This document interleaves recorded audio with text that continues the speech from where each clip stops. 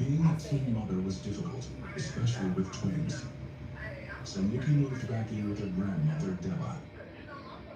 Since Della raised Nikki, she knew that would be the perfect person to help her raise her twins. Nikki did everything she could to try to provide for the kids. She got her cosmetology license and she began to do hair, but most of the actual daily child care responsibilities fell on her grandmother because she was working so much. Over time, the stress and responsibility became more than Nikki could handle. Nikki really felt that she missed out on doing the things that a young adult would do. On the one hand, she has these two children that she needs to raise and be a mom, but on the other hand, she herself wants to enjoy life. And that really put her Love in a it, very love it, difficult love position. it. Knowing that Della would take care of the twins, But your Nikki color started is gonna living be the black, fast life right? again. She began hanging out and enjoying. Show them your style. That meant the twins didn't get to spend much time with Nikki. But Della worked hard to try to make sure they grew up right. Thanks to Della, the girls began to thrive. They were very Let me see how much hair she got in the excellent truck. students. Not You had much. one And that let's was just go, younger. yeah, you feel You it. had the other one that That's was a the dancer. thinnest part of my hair, right? Yeah, They and was it's kind of very thin in the top. memorable, Yeah. That's how I'm feeling. At the time, they were still saying yes, Whatever sir, you can do, and no, let's just be the go there. yes, sir, and no, sir. I'm So, hungry. it speaks volume. What style are you wanting? The twins didn't really view Nikki as an authority figure because she hadn't really been that way to them up until this point. It's really thin and fine all Instead, over. she It was just looks like a Like a something. of Yeah. yeah. older The sister. texture and it's natural. Nikki had started off kind of rough. She was a young mom. And she still wanted to The party. perm like is most probably gonna burn and young it's people not gonna do. take too much. Oh, don't say that. Situation. don't No, say I'm prepared myself. So. But, you know, Please don't say that. What do you 15, 16 years Alright, of what's that? daughters, she had finally realized she straightened herself out. I'm gonna show you the style, but I need you to tell me if I got enough hair to As talk she about got that or not. older, she really wanted to be more of a mother figure in the girls' lives. So did her new boyfriend, a long-haul trucker named Robert. He was 30 years older than she was. But I think Nikki thought that this provided her the stability that she needed in her life. Robert really cared about Nikki's daughters, and he really wanted to be a father in their lives. And so he suggested that they move in together. The transition from being a fun older sister to a disciplinarian would be tough, however. And what Nikki was trying to teach and preach to me, do as I say and not as I do. And I don't think the kids took heed to that. But Nikki was determined to give the girls a good, stable life. For Jazz and Taz to be finally reunited with their mom, and then for them to have the rug pulled out from under them and find her murdered. There are no words. It's completely devastating.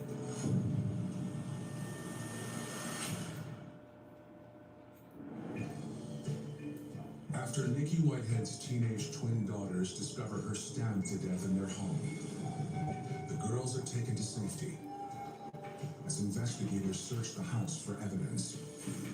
In the living room, they find a broken vase with blood on it. But knife wounds on Nikki's body indicate that she was stabbed to death. There was not blood seeping from the wounds in the tub, so we were able to surmise that the majority of her wounds had occurred outside and that she'd done most of her bleeding before she was put into the tub. I've been involved in some shootings and things that were pretty bad, but this was, it was just, there was blood all over the house. On the carpet, all through the bedroom. The bedroom was, that's where it took place. You know, it was like she was dragged, like you could see the body on the carpet where she was, you know, she was drugged into the bathtub. So yeah, it was something that it was out of a movie. The field crew was working on checking every garbage can, every drain pipe, looking for a murder weapon. We checked the house, and of course, like any house, the house had numerous knives in it, so we had to collect them and test each one for blood. There was no signs of forced entry anywhere in the house. And the garage was down and locked, the back door standing open as if somebody went from the inside out the back door.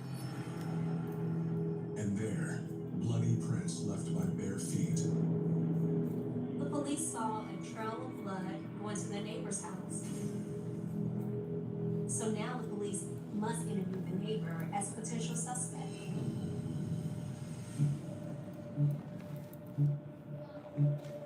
I find blood on the door frame. Okay, so bang on the door, bang on the door. A gentleman answers the door. I tell him who we are, why we're there, and he kind of already knew what was going on. I'm like, hey, we've got blood on the door right here. He told us that morning he had been listening to a popular Atlanta radio station, and that he did hear somebody ring his doorbell and heard screaming, but that he just didn't respond to it. We surmised that the bare feet leading out had been Nikki, and that at one point she had escaped, made it to the neighbor's house seeking help, and that someone had drug her back into the house. Police think the sounds the neighbor ignored may have been Nikki's last desperate cries for help. Asked him why he didn't open the door. He didn't answer. Pretty much just said it wasn't his business. He didn't want to be bothered. And that's sad because, you know, if he had called 911, she very well could be here today. When detectives are finished at the crime scene, they return to the precinct where Rockdale County sheriffs have taken Nikki's twins. So I have the girls in the interview room, asking them what had happened and how they found their mom. Is this the story where the kids actually killed her? Mm-hmm. They said I've seen it they on. left for school that This is all I morning watch anyway. around 7, The 7:30. same channel you got. Yeah. I've seen it a couple different times on a couple different I things. think this where the kids done it. Mm-hmm. I noticed that gate was open. So I went and saw the gate open. And you walked in and what happened? The kids was still down. And I went to her room. And so I see the blood. Just evil. And I went and I seen her. What room? In the room. The room? She on the floor and the bed? In the bathtub. In the bathtub. And they found their mother in the tub, and then ran out, saw the sheriff, and flagged the sheriff down. Tennessee's choice, Matt Van Epps versus Afton Bain. Van Epps wants three things: cuts to health care benefits, more tariffs driving up costs, tax breaks for billionaires. Afton Bain wants one thing: to lower your costs. She fought to end the grocery tax. In Congress, she'll stand up to both parties to make life more affordable. Want more of the same? That's Matt Van Epps. Want someone who'll fight for you for a change? That's Afton Bain. HMP is responsible for the content of this ad. I'm obsessed with the new red ginger. It's like fresh and bright, very tangy. 10 out of 10 flavor. All right, Haverty's, the perfect sofa is out there. Top green leather, and it's on sale. Get better savings on better styles at Haverty's Black Friday sale. This thing, it ties us together forever.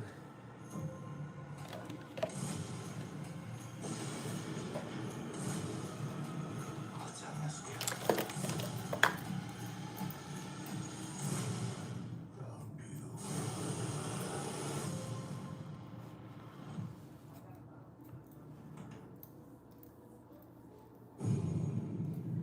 When I asked the girls who they thought may have hurt their mother, they said maybe Joe or Robert. These are two men that their mother dated both of them and talked with them a lot. Robert was the actual live-in boyfriend. They lived at Robert's house. This was his house that it happened at. Nikki's daughters revealed to police that she'd been cheating on Robert with a man named Joe. When the twins told us about the two boyfriends, that made both of those men possible suspects because it gave both of them a possible motive. Did Robert know about these other guys your mom said? I was not like this. Robert. He like 60 something. He like a sugar baby. Listen to him. He like the sugar daddy. Things were good between Nikki and Robert for a while, but unfortunately, as a truck driver, Robert wasn't there all the time, and Nikki was alone and lonely. In many ways, Nikki found it difficult to have a stable life. She always ran from stability. She was dating a man who was a trucker, who was in and out of her life. Again, very unavailable emotionally because he wasn't there, which is really what her mindset was. But then she has this other guy. Robert was many years older. Joe was more Nikki, the victim's age. Hey, from Portland, If Oregon. Nikki cheated on Robert, it's possible Robert flew into a murderous rage when he discovered what was going on.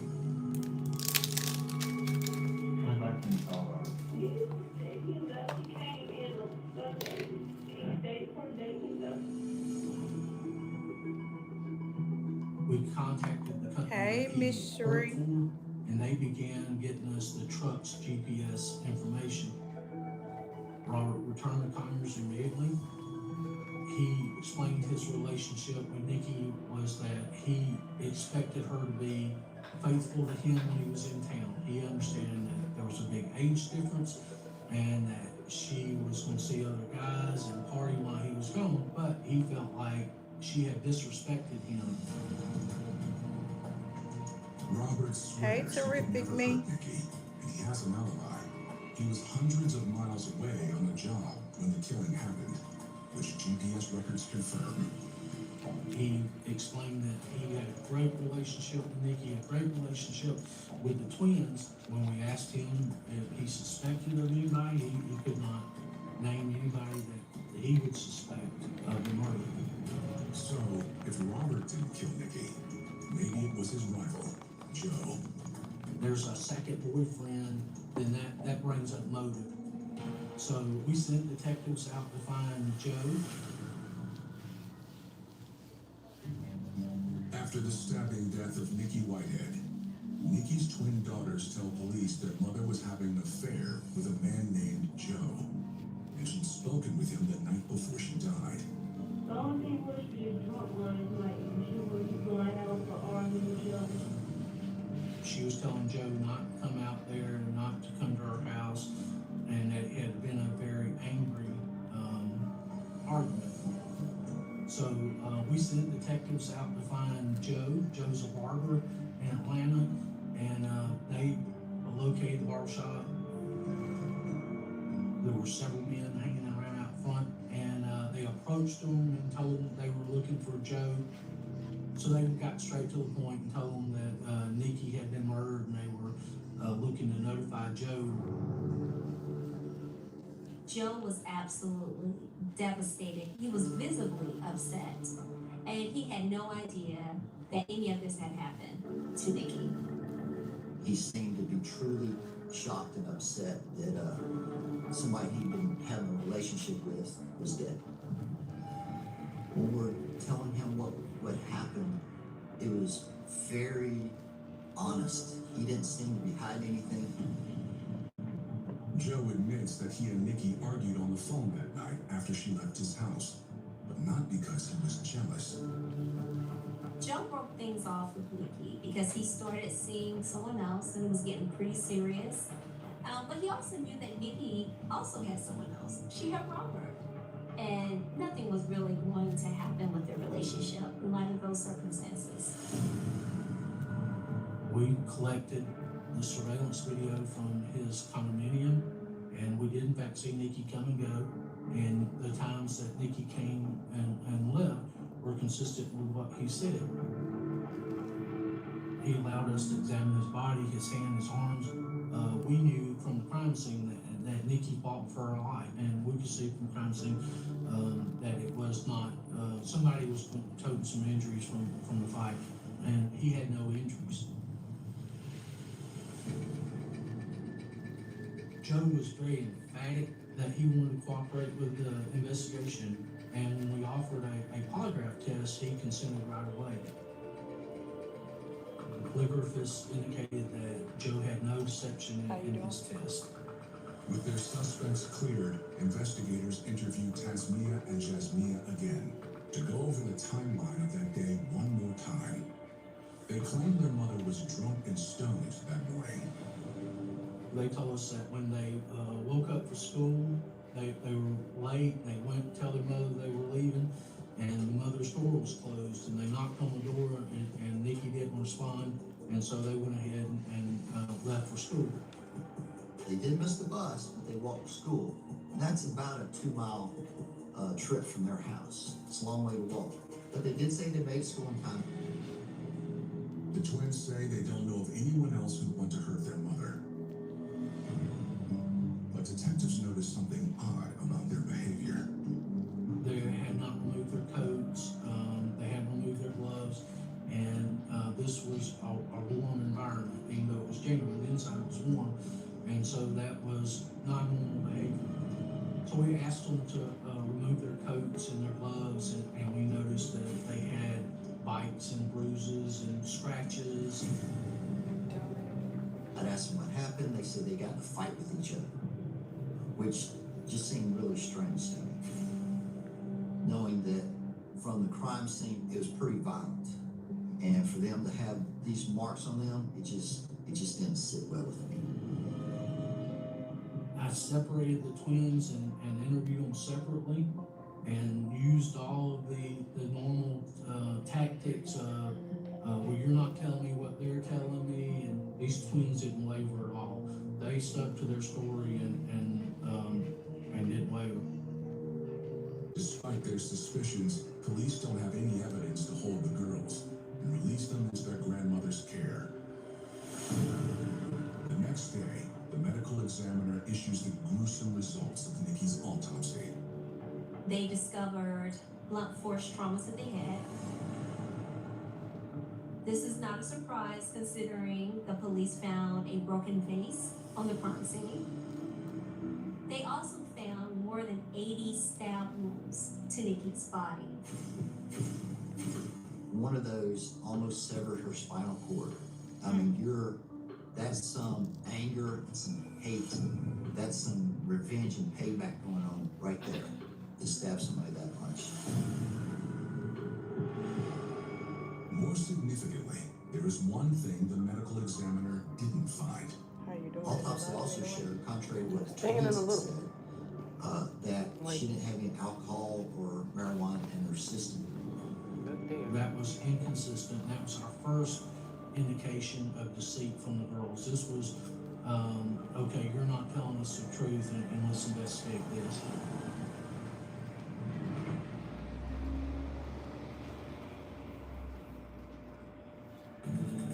Police investigating the killing of Nikki Whitehead ask her loved ones about her relationship with their twin daughters. They discover it was much worse than they were led to believe. When we interviewed Nikki's best friend, Yucca, Yucca explained that there had been lots of problems between the twins and Nikki. They was just disrespecting her so badly, and I guess she couldn't control them. We did find out that the girls were known for skipping school when they lived with their grandmother, and when Nikki got custody of them back, they weren't allowed to do that, and they didn't like that. They liked the freedom they had. Also, they didn't really want to listen to Nikki because they thought Nikki was hypocritical.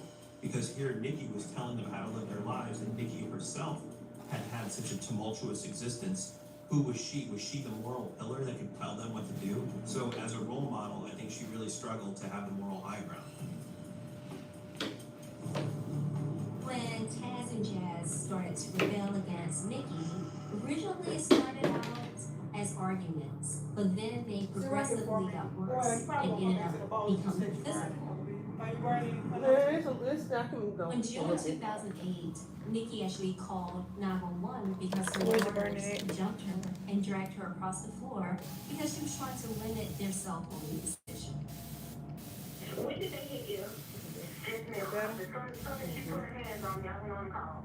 They keep on hitting me. And, you know, I might have to put my hands on them, you know? And it just be a big mess. So I'm just trying to prevent maybe something bigger happening. Up until that point, Nikki hadn't done anything about the abuse because she didn't want anyone to know.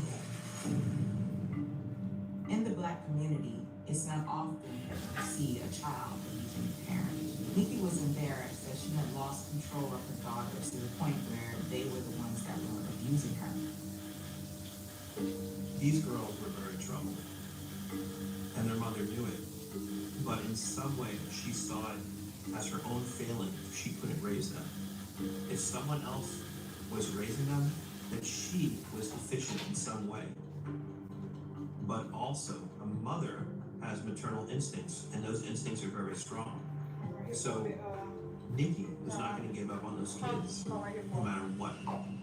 Despite Nikki's efforts, things only got worse.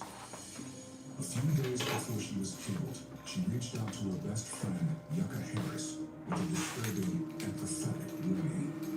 She called me and she had told me that the girls were just really acting, behaving badly, and she felt like if anything happened to her, the kids did it. It was almost like I didn't believe Nikki, because I'm like, wait a minute, not, the twins, because they never projected that energy or, they never showed that side, what Nikki was portraying to me over the phone.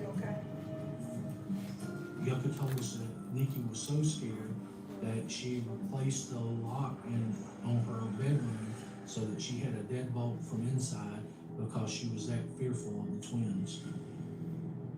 In light of this new information, detectives take a closer look at the twins' whereabouts at the time of the slaying. They start by following the path the girls say they took to school.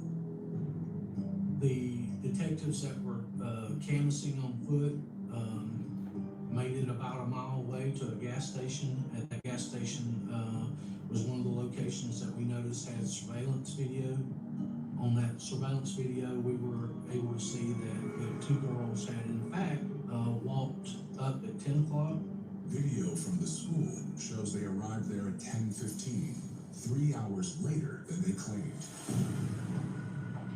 That would have given them enough time to kill their mother. One interesting thing they did that we noted was the first trash can they came to, one of the twins walked up and discarded something into that trash can. We surmised that might have been the knife, but by the time we actually got to that point, the dumpsters had already been taken to the landfill. Your gut is more balanced and resilient thanks to Fluoroscore Probiotics. Summit Series was never just made for mountains. It was made for those who know the value of risk. This is 25 years of relentless pursuit. Hit pause on whatever you're listening to and hit play on your next adventure. This fall, get double points on every qualified stay. Life's a trip. Make the most of it at Best Western. Visit bestwestern.com for complete terms and conditions. When buying a soda, you want to pay right away. But booking your next trip, that's when you probably pay later. With the Klarna card, debit is the default, and pay later is there for when you need it, so you never lose control. That's smart. That's Klarna.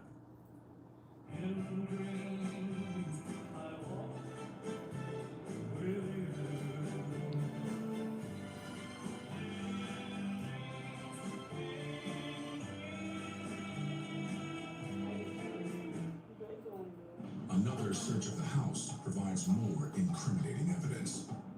We found shoes and that were in the closet that had blood on the outside of them. There was no reason those shoes would have blood on them unless they had been in the room at the time blood occurred.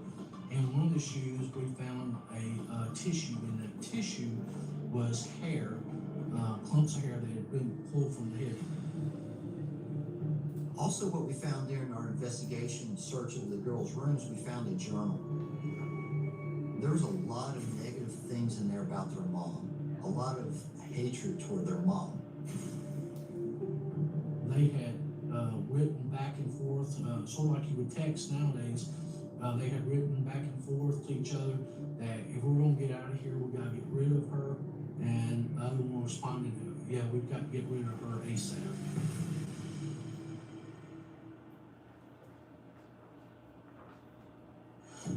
The evidence seems to be stacking up against Tasmia and Jasmia Whitehead. After a short investigation, Conyers police have reason to believe the teens are responsible for the brutal stabbing death of their mother, Nikki. The twins' alibi didn't add up. There were many holes in their stories. They both had injuries on their arms. These injuries were bite marks and scratches. They both had journal entries to each other where they discussed killing their mother. They both had blood-stained shoes in their closets. But these are teen girls whose lives have been tumultuous from the start. So detectives wait to make any arrests until the crime lab completes its analysis of the samples collected at the crime scene. Until then, the girls still need care. After Nikki's murder, the girls were alone. They didn't have their mother, they didn't have their father. They went back to their grandmother, but it wasn't the same.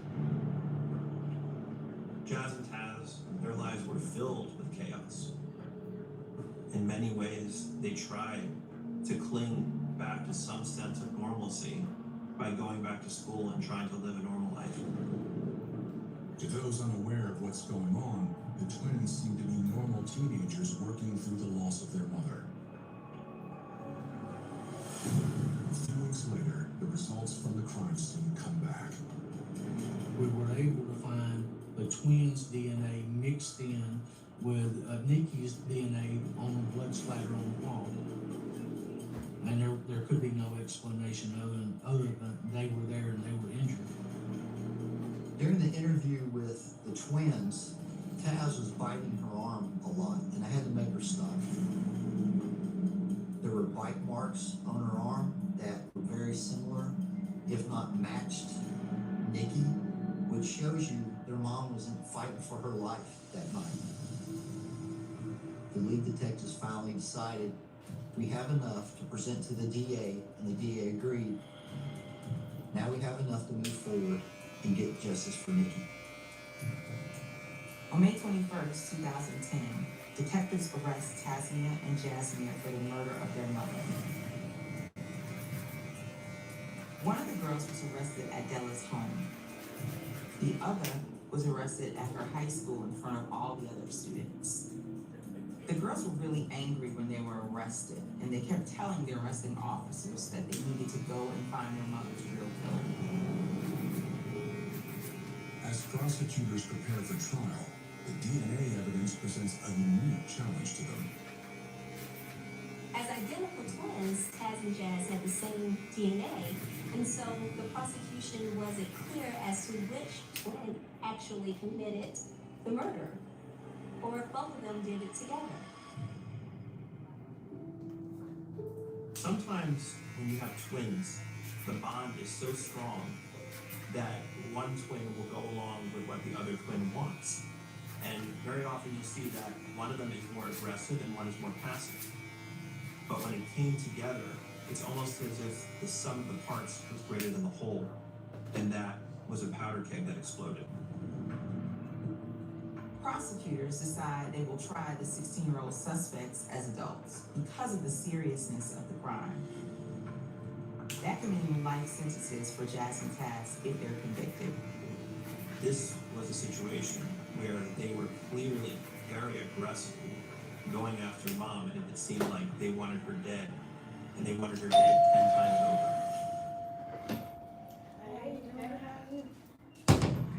The case against 16-year-old sisters Tasmia and Jasmia Whitehead takes almost 3 years to make it to court. But in early 2013, a date is finally set for the twins to stand trial as adults for the killing of their mother, Nikki Whitehead. With the unsurmountable amount of evidence against them, the twins both know they're facing a potential life sentence if a jury convicts them. So their defense attorneys offer to provide prosecutors with a confession in exchange for a plea to lessen the charge and reduce their sentences.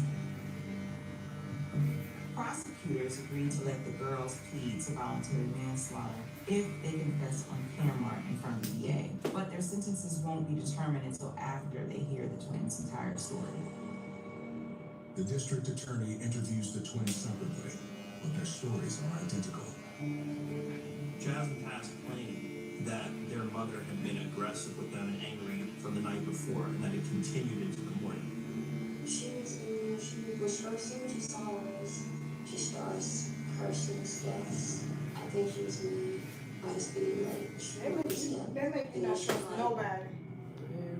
Like kind of like almost like small pot like that. But the ball there again. Then just like that.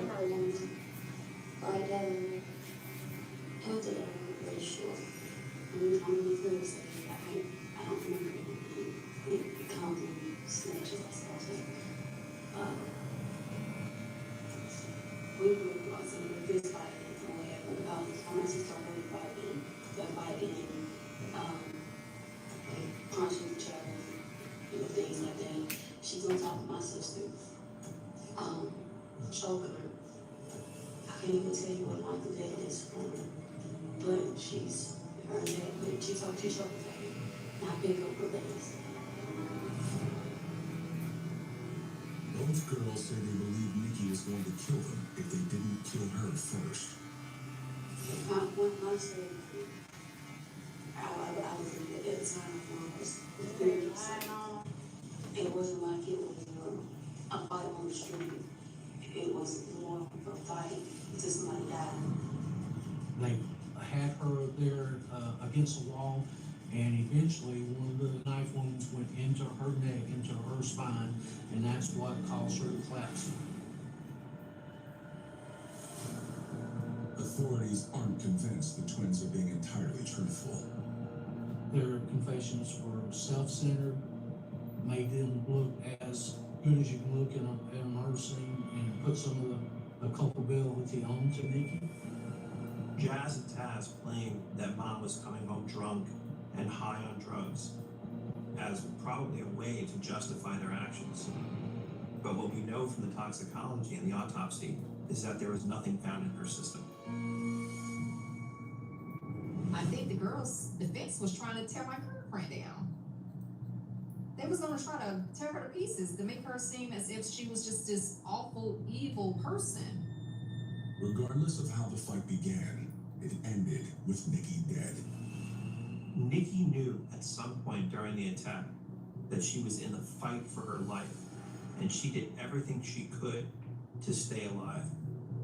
And we know from the pattern of injuries on her body that she fought literally to the death with every ounce of strength that she had.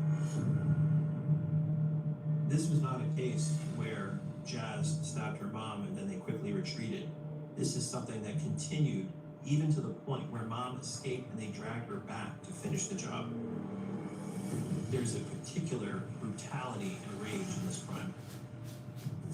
See your mother die in our own blood. You doing okay? And they picked that body up and put her inside the bathtub and went about their normal day at school. Tells me something about these two young ladies. They just didn't care. They just didn't care at all. It sounds a little dramatic to say, but I said it then, and I'll say it today. Just being with them, you just had a sense of evil in these two girls. They were very manipulative and put on a show, and you could just feel that there was no real remorse there. The court agrees to let the girls plead guilty to manslaughter, but rejects the defense's request for 10-year sentences. The prosecutor was like, okay, we can get voluntary manslaughter, but we don't know if it's going to be 10 years. And then they heard Taz and Jazz's statements, and they were like, hell no, they ain't get 10 years.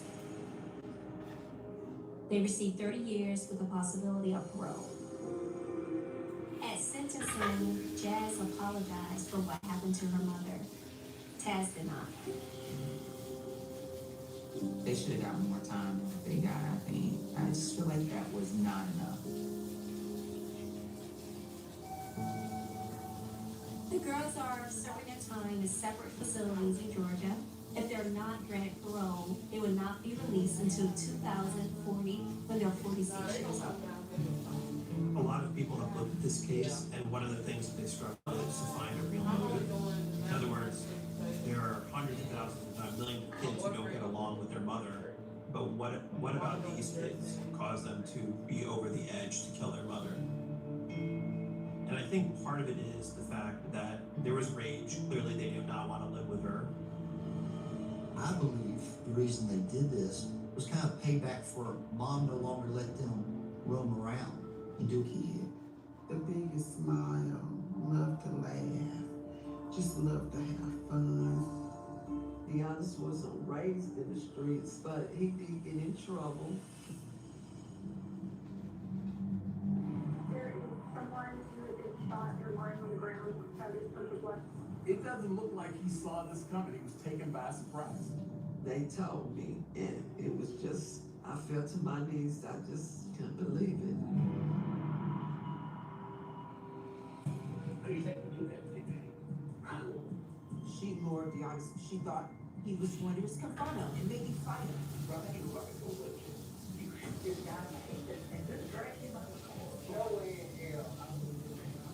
This is a case about payback. It's a case about revenge, and it was an execution.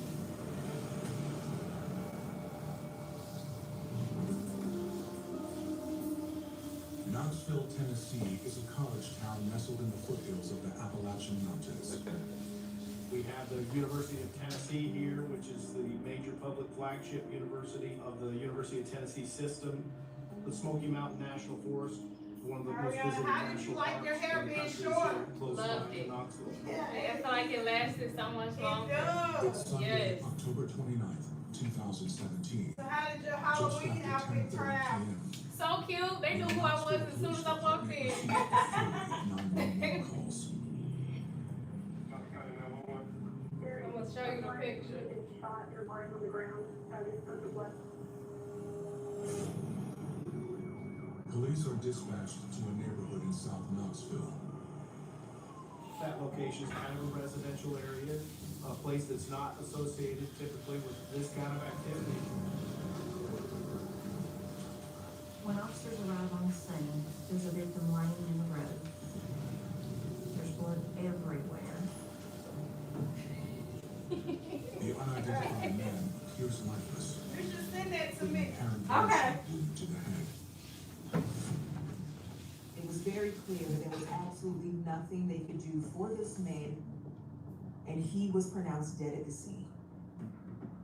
One of the first things you want to do as an investigator on a scene like this is figure out who the victim is.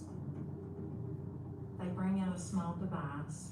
It's an integrated automatic fingerprint identification system. If he's been arrested previously, he's applied for professional license. Been in the Army, those fingerprints are in that system. They were able to get his identity through fingerprint identification there at the scene. There was a young man named Giannis Billings who was 27 years old at the time. This is the first puzzle piece. We have a victim. How did all of this happen? What led to this?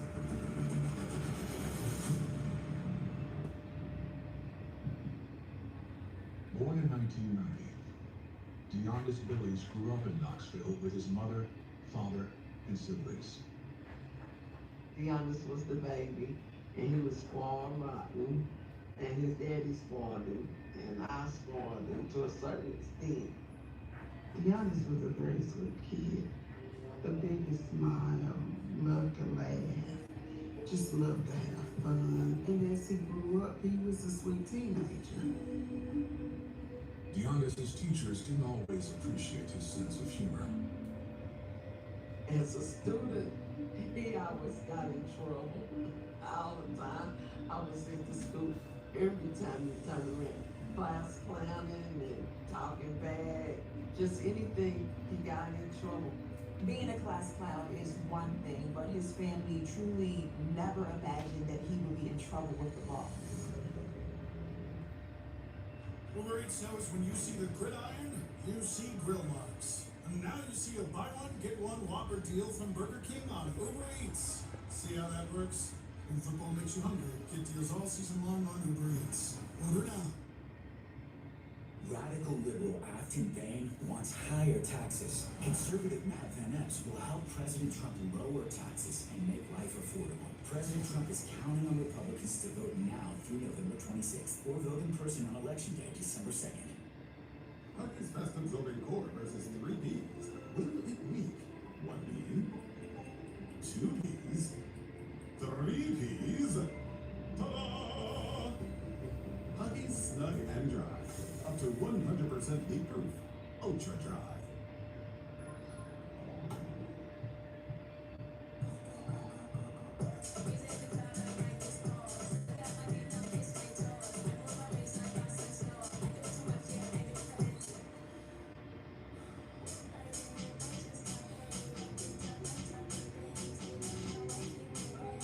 Keep your chest lifted.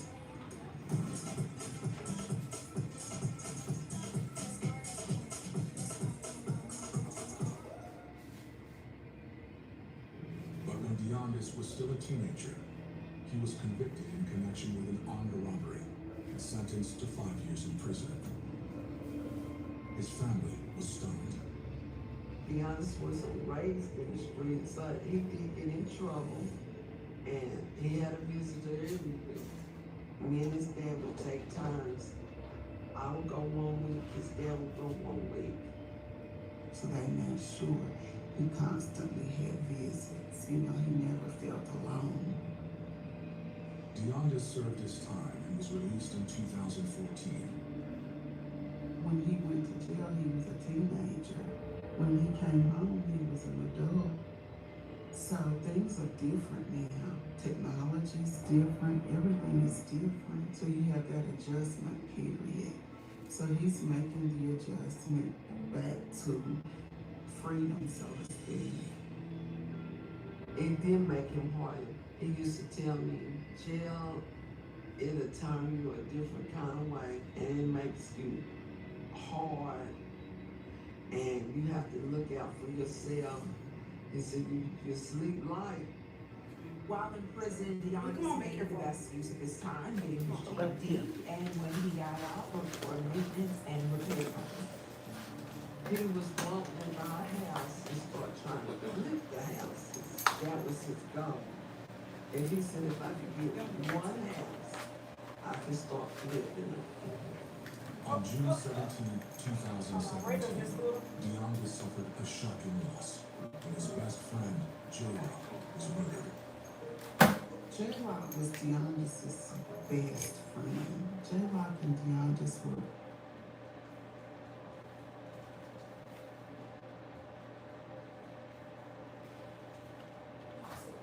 Come here, I'm gonna move you.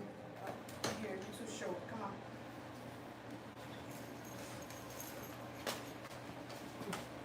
I'm gonna drop.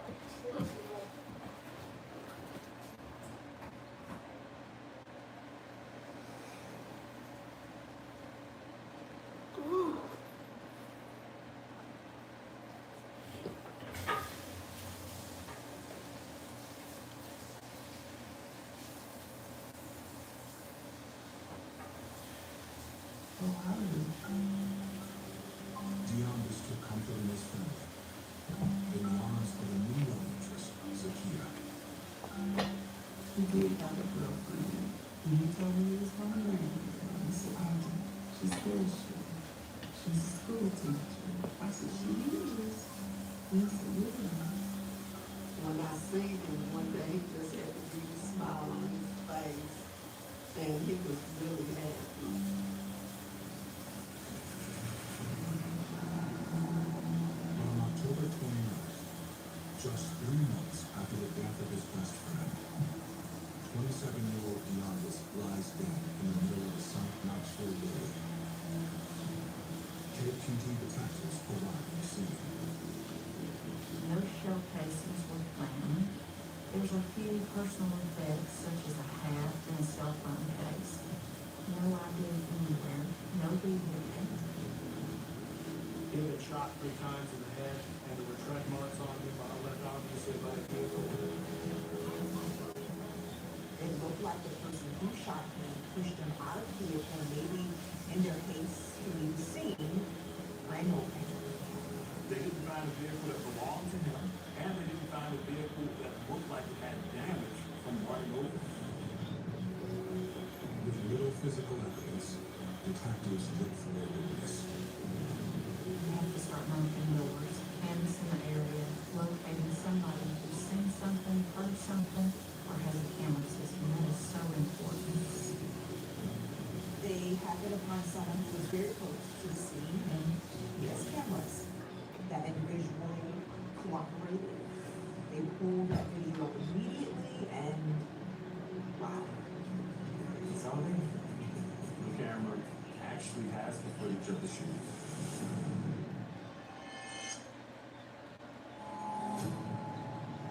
In Knoxville, Tennessee, investigators are on the scene of a fatal shooting that claimed the life of 27-year-old Deonda's Billings. Police spoke with a neighbor who lived down the street. His home had a video surveillance system. They're able to pull up the video. The video is grainy, it's dark, but it still gives them some leads. It reveals some stunning images, quite frankly. It shows the headlights of the car coming down the road and the car stops. Moments later, there was a flash of light inside the car. Once the flash occurs, when the pin strikes the primer, there's an explosion of gases along with the temperatures, and the bullet is fired. After one flash, the car slowly goes forward. Then there are two other flashes. That's when the car jumps the curb and runs into a street sign. A male jumps out of the rear passenger seat, runs around to the driver's side door, and pulls Deonda's Billings' body out, leaving him in the road. The person got in the vehicle, got behind the wheel of the vehicle, and drove off, but not before putting that car in reverse and rolling over the body. They're able to tell what type of car it is from the video. That allows them to put out a be on the lookout for that particular vehicle. They're able to get that out to other patrol officers in the area.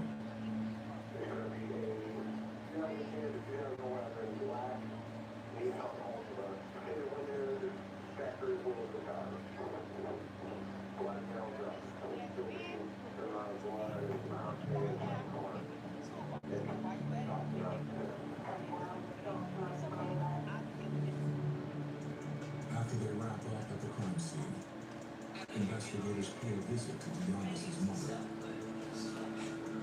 The doorbell rang, and my husband got up and went to the door, and I heard him saying, "Why you want to know? What is it?" I kept hearing that, "What is it? What is it?" So I got up. I said, "What's going on?" That's when the detectives was there, and they told me, and it was just, I fell to my knees.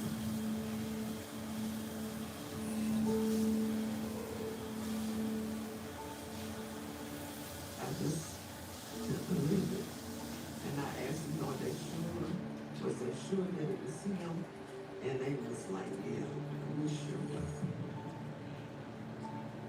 I just felt numb. I could not grasp it. He has died. Crystal is really upset, but they have to talk to her because she might have valuable information that can help them identify the shooter. She told them that she was actually expecting her son that night. That he had told her he was going to come by, grab a plate, but he never showed up. When someone goes missing, or in this case worse, they go to those closest to that individual. And so detectives did ask Crystal if Deonda's had a girlfriend. And they named Zakia. She owned a Nissan Maxima, and she would let Deonda's drive it from time to time. It's the same kind of car that was seen in the video. Detectives leave Crystal to follow up on the lead. Detectives go out to Zakia's home and speak with her. They're not sure what her involvement is at that point. Deonda's girlfriend tells investigators that he had borrowed her car about 6 or 7 at night to drive to his parents' house and pick up a plate. She talked to him around 9 p.m., and that was the last time that she heard from him. He didn't say where he was going or what he was doing. After talking with her and her full cooperation, they realize she's not involved. But now they can add that license plate so to be on the lookout so officers can look for that vehicle. They enter the Nissan's information into NCIC, the National Crime Information Center. This notifies police that that vehicle was stolen and identified in a homicide. Word of Dionys's death spreads quickly through the night. I called my sister, my husband called his sister. It was just all night. We were still just in a state of shock.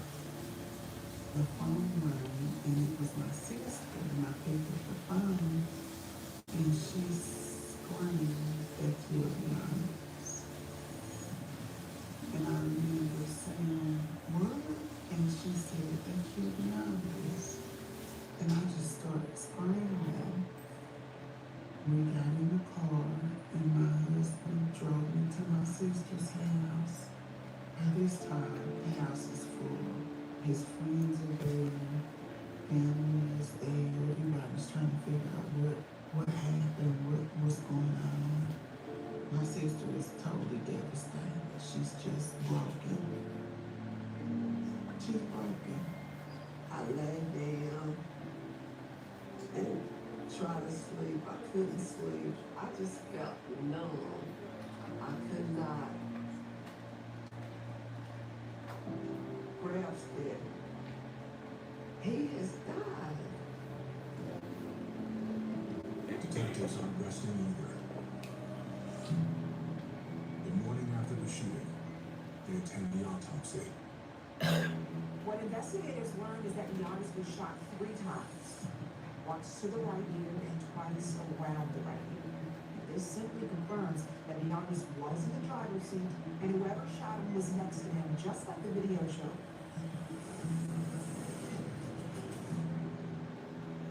It doesn't look like he saw this coming. He was taken by surprise. A few hours later, detectives get news they've been waiting for. Around noon on Monday, the day after the shooting, police find that Maxima, and it's abandoned behind an apartment complex. They can see that there's a blown out window, the doors ajar. And detectives can see blood.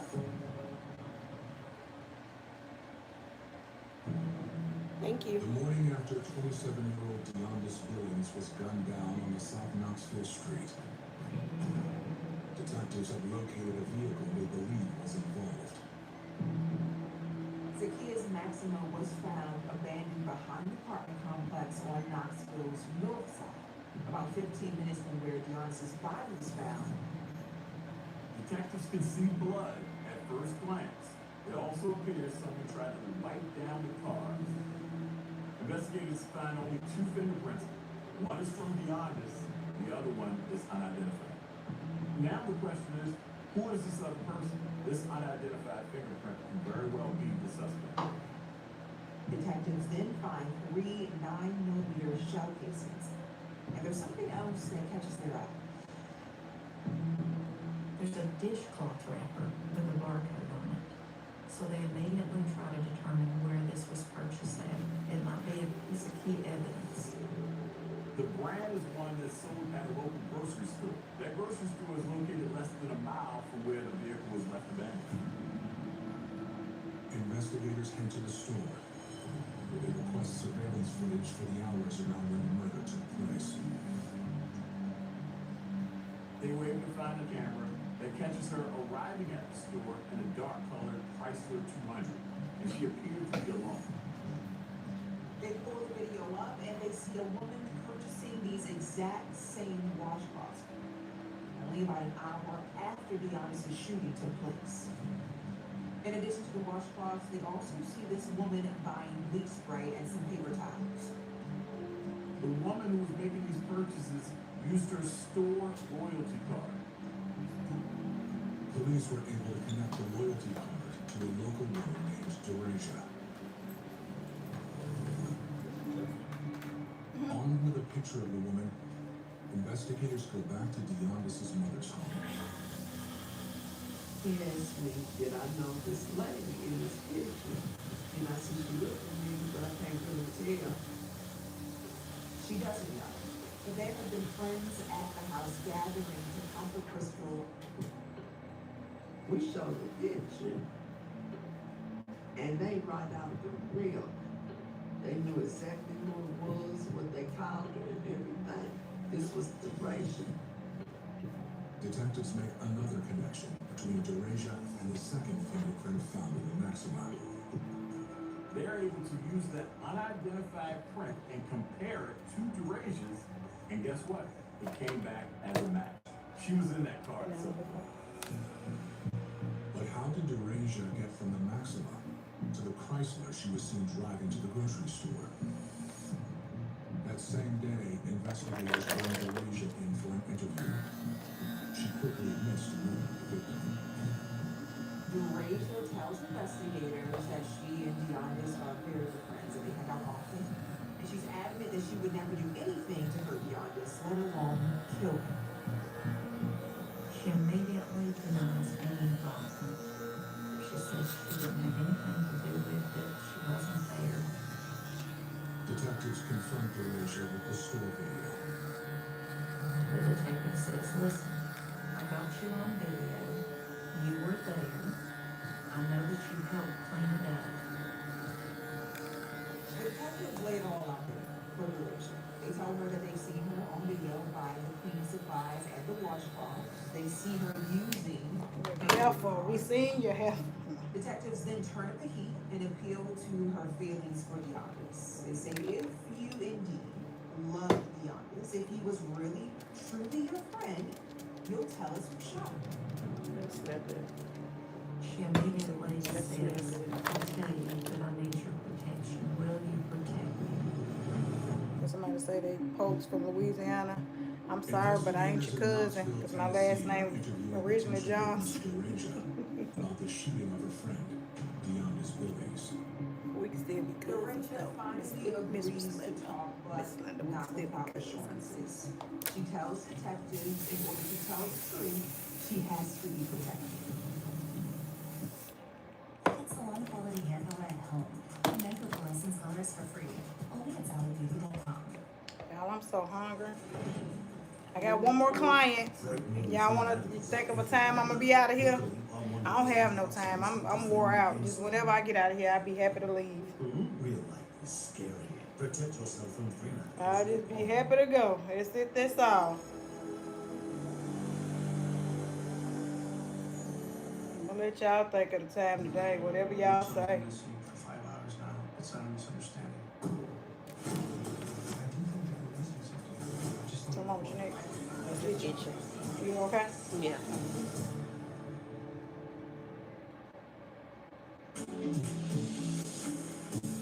Everything starts with education. So I guess it no more. You want everyone to make You didn't get the right movies? decisions. The right What decisions just came? about how to Yeah. retire. The right decisions about who we work with in retirement. And people can't do that without an education. So we just lay it all out. And people pick their own path. We try to guide them. And we do it very well. But just give people the information. Thank you. Just guide them along the way. That's the most important thing. Tarsha confirms she was with Deonis the night of the shooting. She and How Deonis this were bad body good would come through. friends, more like Right. family. And she had just completed some very important job training and could But not she thought you wait lived here, to though, share but news still. with him. Tarsha believe that met one. up with Deonis at Deonis' I mother's was like, house. no out of He was town. able to get plate dinner that night. Deonis was driving Zacchaeus' car, but he never went inside to get the plate. Instead, he asked Tarsha to meet him there, and she jumped in the car with him. Tarsha wanted to ride around with him in his car and talk about her future, and she did that often with Deonis. Deonis told her he was going to make a play. He had a deal that he was going to supply somebody with some drugs, and she was coming along. Deonis wanted to stay on the straight and narrow and take care of his family, but he fell back into some of the criminal activities. Tarsha said that night he was going to meet this woman in the parking lot of a restaurant. When they got to the destination, the woman wasn't there. Deonda sees someone walking across the parking lot, and it looks like Philip Locke. Philip and Deondas knew each other because Philip was J-Rock's brother and Deondas was J-Rock's best friend in life. J-Rock is Deondas' homeboy. He was killed in a drive-by shooting several months prior to this night. DeRasia also knew Philip Locke, but she tells detectives she didn't know him well. She said she only met him the first time during J-Rock's funeral. Philip then explains him and his girlfriend had gotten into a fight. I need to get a ride. Can you give me a ride back to South Knoxville? Deonda says no problem, and Philip hops in the backseat of the car. No big deal. This is homeboy. The conversation inside the car as the three occupants faded from East Knoxville to South Knoxville centered around J-Rock. Phil and Deondas were reminiscing about J-Rock. When they get to South Knoxville, It made when she get close to my scalp back there. pull over to the other side of the Funny. street. This is his girlfriend's house, but it looks like she isn't home. Deondas pulled the car up to the side of the road. The conversation at that point was 100% reminiscing about J-Rock and how much they each missed J-Rock. They each pulled out their phones. They were showing each other video and photos of J-Rock. Out of nowhere, DeRasia says she hears a loud bang. It's a gunshot. She ducked down. And according to DeRasia, Philip put his hand on her back and told her to stay down. She hears a second shot. Turns her head to the left and looks at Deondas. He had somehow put the car into drive. Then there was a third shot. DeRasia says the car hit a signpost. Then Philip jumped out of the car, ran around to the driver's side, and dragged Deondas out of the car, leaving him in the road. But why would he leave her if you was with Deondas the whole? I mean, if you was with. Philip told her to stay in the car. He had a gun. Hold on, who was she with? Deondas the whole time. You was with Deondas the whole time. Why would this man leave you? Drove off. Philip runs over the body of Deondas. DeRasia at that point wanted to know, are you going to kill me too? He said no, and he let her live. Oh yeah, she's full of crap. According to DeRasia, Philip killed Deondas in retaliation for the death of his brother and Deondas' friend, J-Rock. There was a suspect in J-Rock's death who was never arrested. Everyone on the streets believed this man was responsible, but they were never able to prove it. Philip thought Deondas and all those who knew his brother hadn't done enough. DeRasia tells detectives that Philip actually had a hit list of many others that he said would be dropping like flies because they didn't go after the suspect in J-Rock's murder. After Deondas was killed, Philip drove to a north side apartment complex where they abandoned the Maxima and got into a black Chrysler 200 that was parked. According to DeRasia, Philip forced her at gunpoint to get in the car and ordered her to drive to the store for cleaning supplies. DeRasia was terrified of Philip. She obeyed what he said, and she went and bought the cleaning supplies, came back and gave them to him. Philip cleaned up the car. Once he was finished cleaning up the car, he went and dropped her off right back in front of Deondas' parents' house.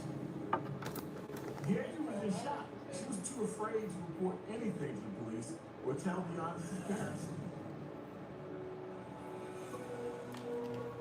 After the interview with DeRasia, investigators take a look at Philip's rap sheet. Locke has a long record. We're talking about 7 felony convictions for robbery, attempted robbery, and cocaine possession with the intent to sell. Philip Jerome Locke had been in prison and was on parole, had been on parole for about a few months in the summer of 2017. Investigators get another key piece of evidence. Philip doesn't have a car, but they learn that his girlfriend, Shaniqua Robinson, does, and he often drives it. That car, a black Chrysler 200. The exact same kind of vehicle that DeRasia was seen driving in and out of the Kroger parking lot to buy the cleaning supplies. Detectives learn that Shaniqua Robinson lives in South Knoxville. When they go to the residence, they find the car parked outside of her home. On Monday, October 31st, Undercover officers keep watch on the home. It was the middle of the daytime. They see Philip and his girlfriend leave the house and get into that vehicle, and the car pulls off. Police follow the car. Shaniqua is behind the wheel. The car soon picks up speed. She gets on the highway, guns the engine, and takes off. This is indeed a high-speed chase.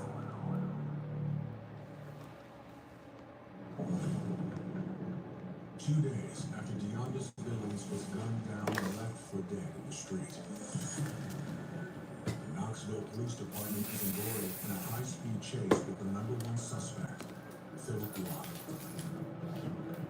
They had at least 2 people in the car. Philip Locke, a person of interest in the murder, and Locke's girlfriend, Shaniqua Robinson, who's driving. It's a lengthy pursuit, with speeds at one point reaching 90 miles an hour. And in Lonsdale, they go up to this point at a dead end.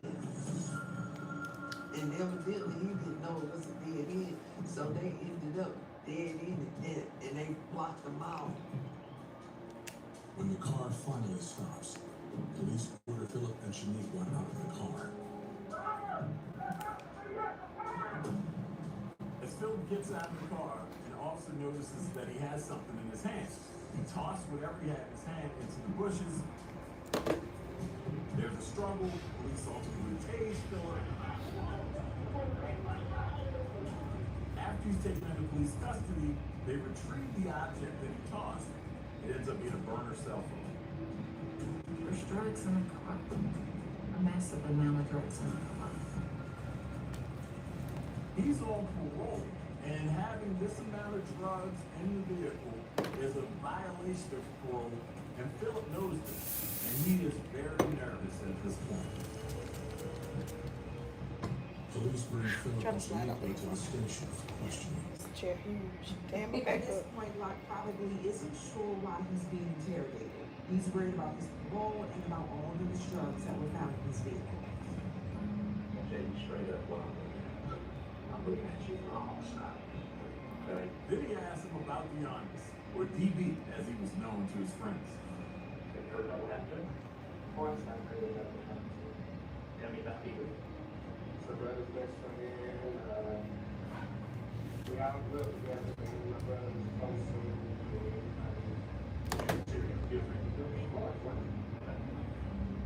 The detective asks about the night of October 29th, when Deondas was killed. What were we?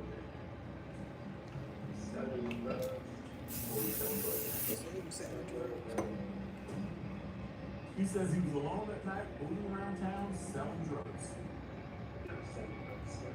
How do you think you do that, big man? Cool.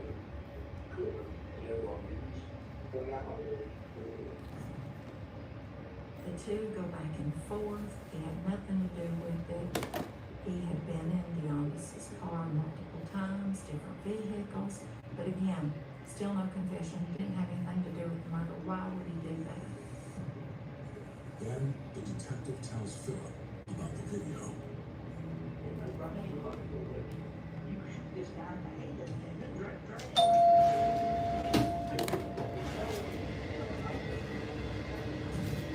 Okay. Yeah. You work today? He's Yeah. still denying everything. Investigators keep going after him. That was, ooh, I'm tired.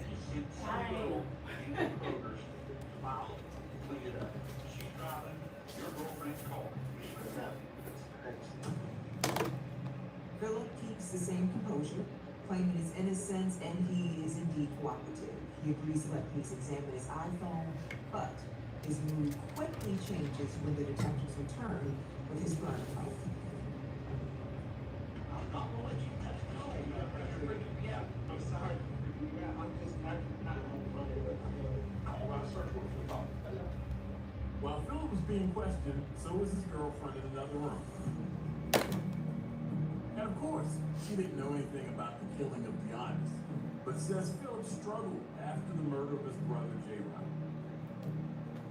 He, according to his girlfriend, had been deeply affected by the death of his younger brother.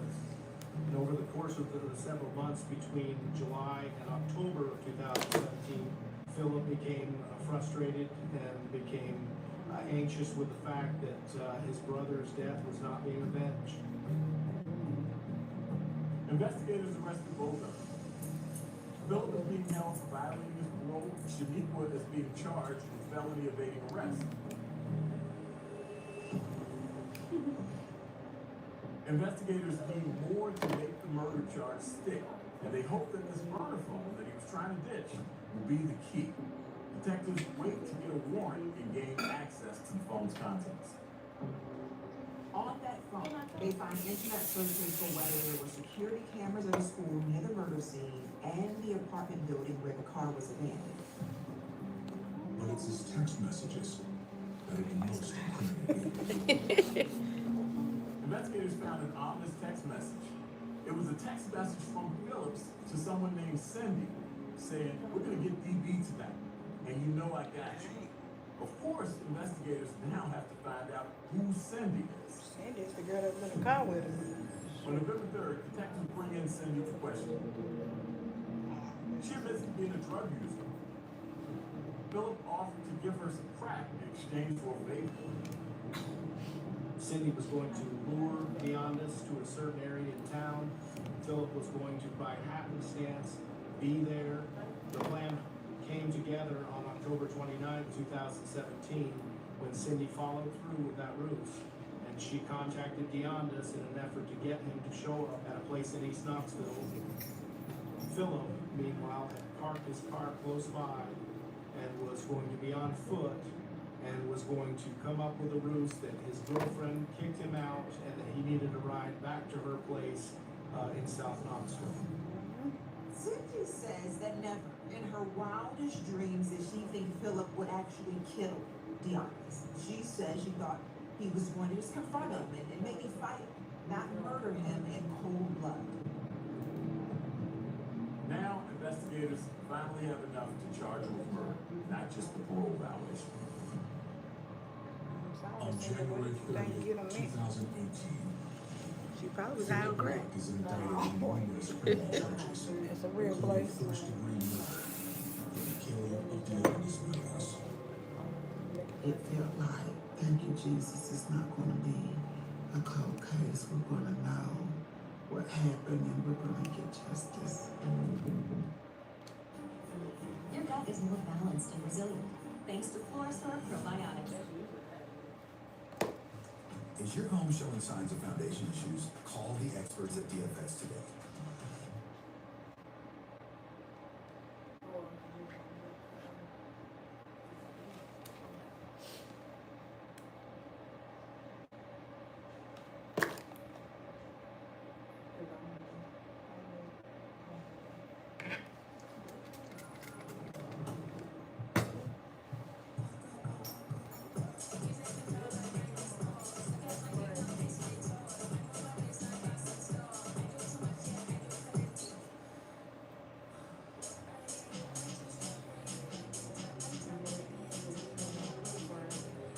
Keep your chest lifted.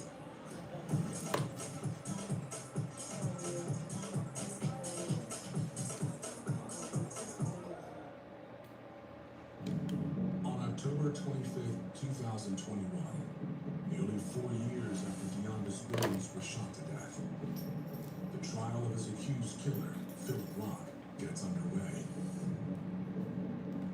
This is about payback. This is about revenge, and it was an execution-style cold-blooded homicide for the purpose of avenging the death of Mr. Locke's brother, his younger brother who died some 4 months earlier in another cold-blooded homicide. Philip hatched the plan that he was going to start avenging the death of his brother by taking it out on those who he felt weren't taking matters into their hands. Specifically, Philip was looking for friends of J-Rock's who he believed had been consorting with and had been friendly to the person that he believed killed his brother. Derasia takes the stand and recounts the trip to meet up with Cindy for a drug deal. My stomach is really growling. But that meetup I was can't really wait to the get death home. trap designed by Philip Rock. by So I still got creating some feeling groups where he would be happenstance located at a place where Deonda's building would be. When Philip asked for a ride to his girlfriend's house, Deonda doesn't realize he's in any sort of danger. This is his friend. Have some He thinks cookies he's what I going eat to that I pay eat. for I it. was going to take the fish out so I can In find actuality, some. there was no girlfriend there. There was an entire setup to get Deonda's to come to that location or to drive him to that location for the purposes of executing him. Dorinda had a front seat to the shooting. Literally. She gets on that stand and tells the jury exactly what she saw, and that was Philip Block pulling the trigger 3 times. But then the fact that he let her live, that seems crazy. Her testimony was impactful. It was All righty, honey. You're good to go. a jury just Ooh. couldn't ignore. Oh yeah, I like this. Cindy also takes this. In that thing, honey. Cindy testifies that she didn't know. Okay, to the back.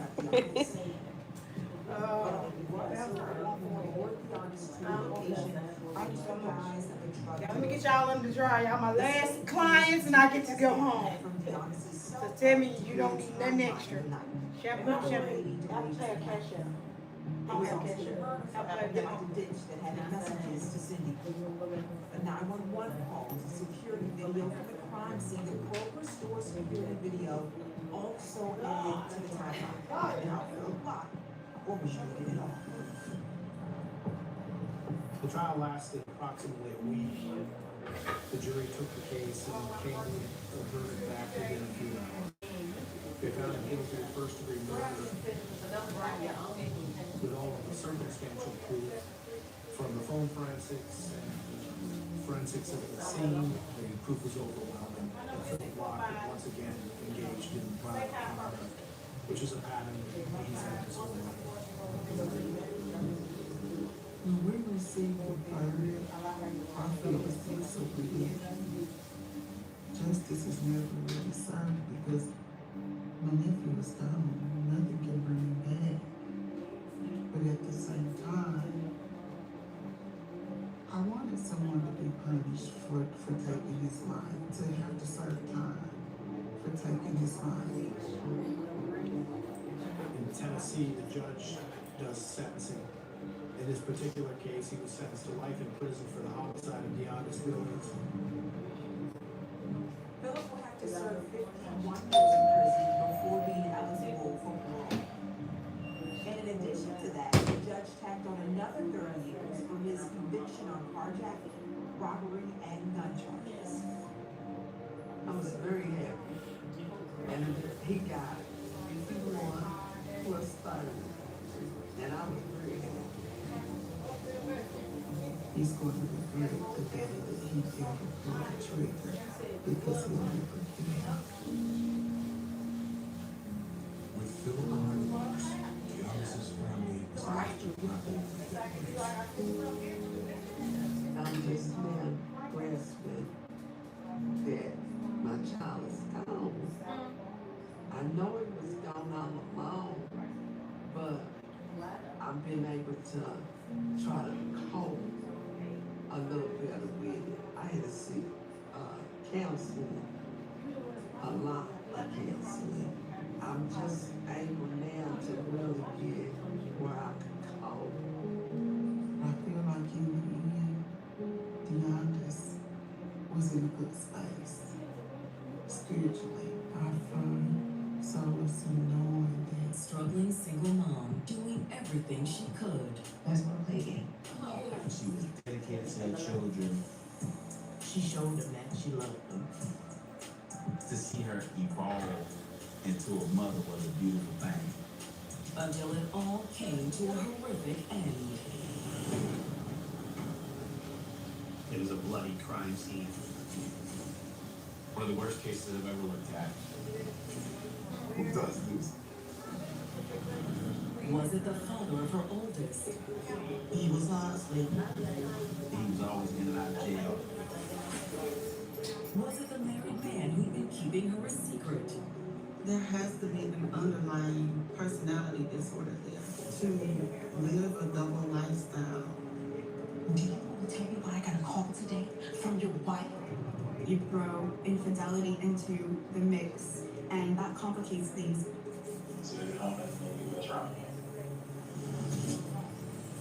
Or was it the new man in her life?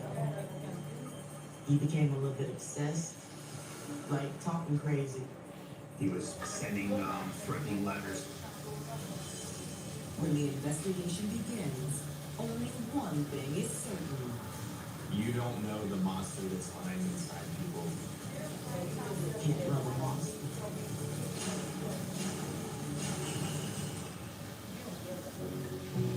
November 20th, 2010. It's a quiet Saturday morning in Tallahassee, Florida.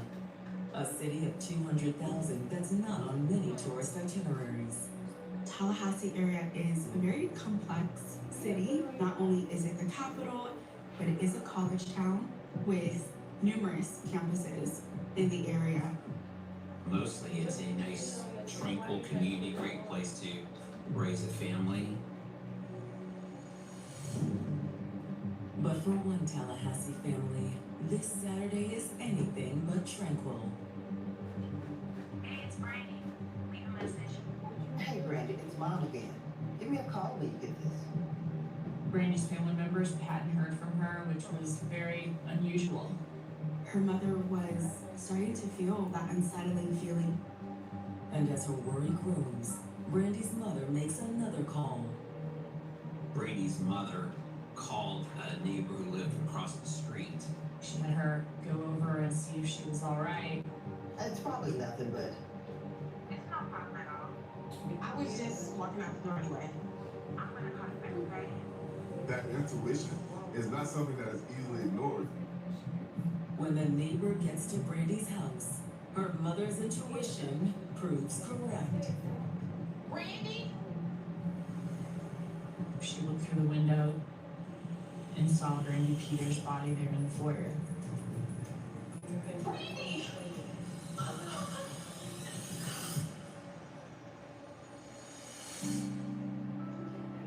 27-year-old Brady Peters grew up in a tight-knit family. She was very family oriented. Loved her family. They spent a lot of time together. She was definitely very loved. You could even say she was a little spoiled. She was the baby. So I would say she probably was the diva of the family. She was real feisty. And she always turned the boys' heads. She was into dressing nice. She was a beautiful girl. Guys was after her. But Brandy had her sights on something different. At 21, she started dating a man named Mario Michaels. He was much older than us. It wasn't exactly the most stable relationship. It was very tumultuous. He was always in and out of jail.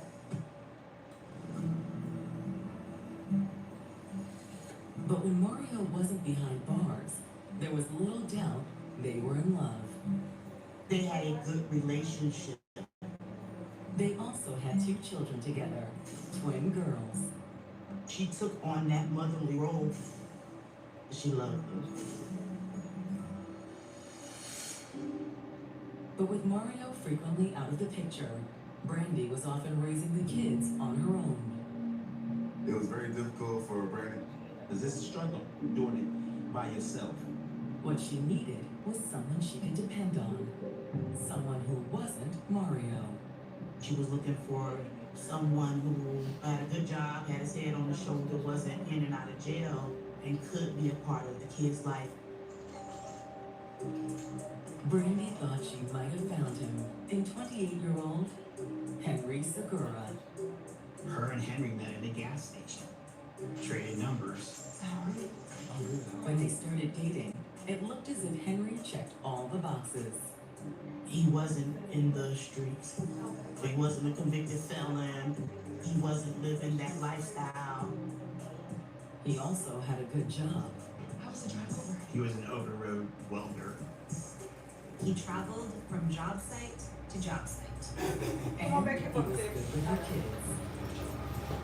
He had actually a very close relationship with the twins. She thought she had someone that was different. She thought she had met the real You got thing. your taste. There is only one problem. Do you want to tell me why I got a call today from your wife? Henry Segura was married. The news came as quite a shock to me. Came across that. Why didn't you tell me? Look, it's not what you think. Henry told Brandy that he and his wife were on the verge of splitting up. That can be really challenging. Not in competitions and women in that situation. A situation made even more difficult by the fact that Brandy was carrying Henry's son. What do we do now? It's going to be fine. I'm not going to. He has displayed himself as abusive provider, father, figure to the girls, and now it's like I'm having this child, so I have to weigh my options. And she stayed.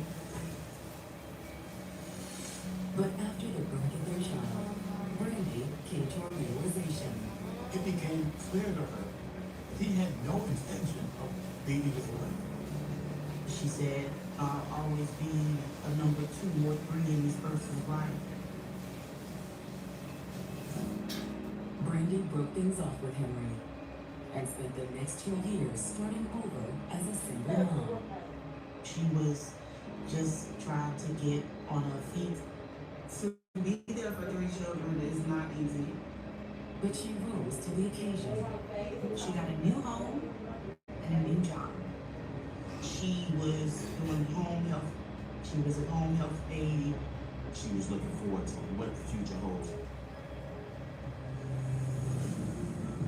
Only now, the bright future Brandy imagined may never come to pass.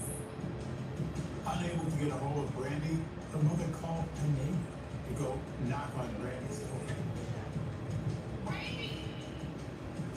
She saw her laying in the foyer.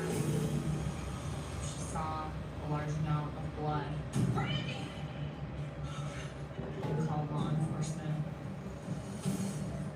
When officers arrive on scene, they make forced entry into the home. She's inside. But there's nothing they can do for Brandy. She had gunshot wounds. There appeared to be trauma to her head. She was dead at the scene. Free radicals are everywhere. Protect yourself against the new home. You probably know this is great for business owners, but did you know we print everything you need to brand your business? We print banners and signs that help you stand out, and must-have merch like tote bags, t-shirts, and hoodies. Right now, new customers can get 20% off with code NEW20, because if you need it, we print it from businessroom.com. Celebrating 30 breathtaking years, Riverdance, the new generation, live at Tennessee Performing Arts Center, April 3rd and 4th. Get tickets now at tpark.org.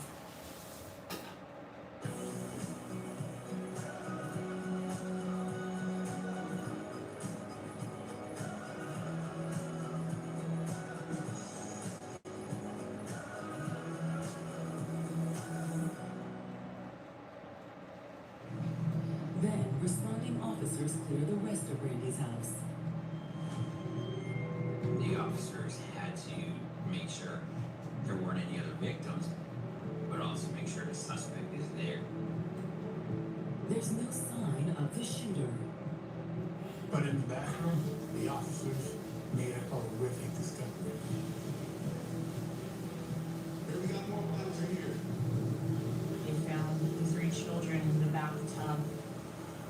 The children were dead. Single mother Brandy Peters had spent the past 2 years creating a stable life for her 3 children after ending her relationship with the father of her youngest. She was married the whole time. Because it had been a struggle, but she was really starting to get focused on, let me get the kids settled in school, let me focus on. But now, Brandy's fresh start has come to a tragic end. Brandy and her 3 children are dead. No one had had any contact with her since the night before. When homicide detectives arrive at the scene, they start by examining Brandy's body, which which lies just inside the front door. It was a bloody crime scene right there in the foyer. She'd been beaten and has what appear to be gunshot wounds. Suspiciously though, no casings were there, so that tells us two things: either it was cleaned up or someone used a revolver.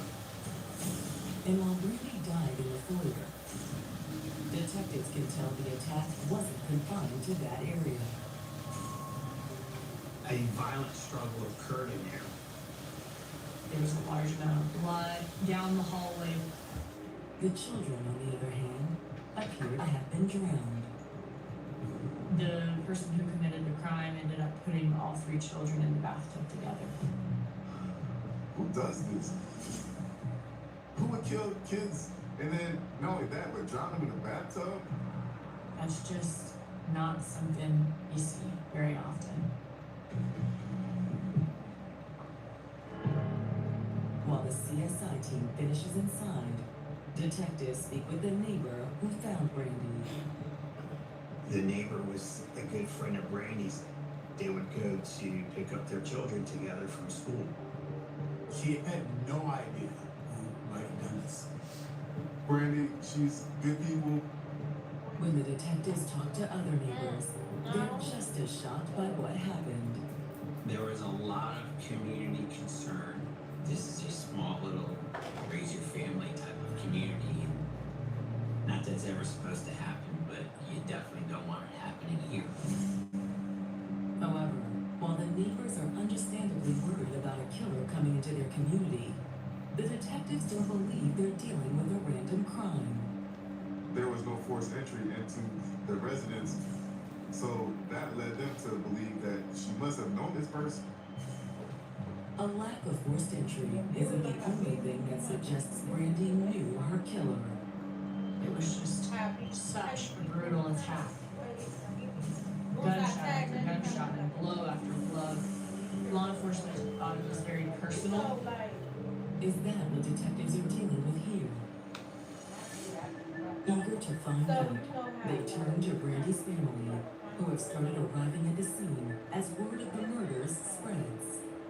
It was just a tough moment that day, you know, when you get a phone call saying Brandy and the girls had been killed. I know this is difficult, but I need to ask you a few questions first. We really were trying to gather as much information. We were doing that to the best we can. It was tough. This is something that happened at your back door with your own family. When was that? She was supposed to take the twins with her for a sleepover, but the twins didn't want to go. And that was the last time you saw me. We talked a little later on the phone around 7, but she didn't answer again after that. Turning to Brandy's relationships, her mother says she never approved of Henry Segura, her grandson's father. She made me aware that Henry was married. Was Brandy okay with that? For the most part. She was like, it is what it is. What about Henry's wife? He went back to her. She said Henry didn't really come around much after the baby was born. He would bring diapers over, but he couldn't really be involved. And the twins' dad? Mario? Yeah, he's around. Mario would bring them birthday presents. Mario would bring them Christmas gifts. They did communicate. But Brandy's mother said she's not a big fan of Mario either. He was in the streets, putting the streets first. However, that isn't the only thing Brandy's mother has against Mario. According to Brandy's mother, Mario was a deadbeat dad. And she just took him to court. The week of the homicide, he was ordered to pay child support. How much did he owe? Give the girl, the mama. About 20,000, maybe a little more.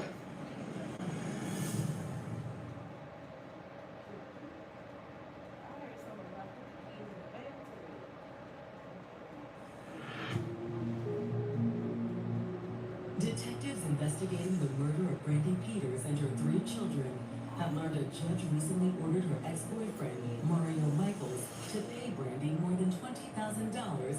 child support. Often individuals would prefer not to go through the state. They can resolve those disputes amicably, and it sounds like that was the only option that she felt like she had at that point. She said, if you're not gonna be a stand-up guy, then I'm gonna have to go another route, which is child support. Could the judgment against Mario have anything to do with the murders? He definitely is a person of interest. And the detectives won't have any trouble finding him.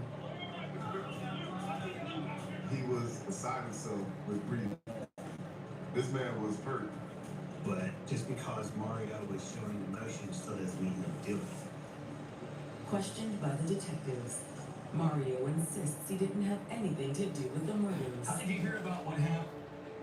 He explained to me that he got word through the grapevine, so to speak, that an incident had occurred. Well, we heard that you and Brandy weren't getting along too well. It was just money issues. He didn't deny that he had problems with Brandy, only the thousands owed in child support. I know I owe him, I just know I haven't.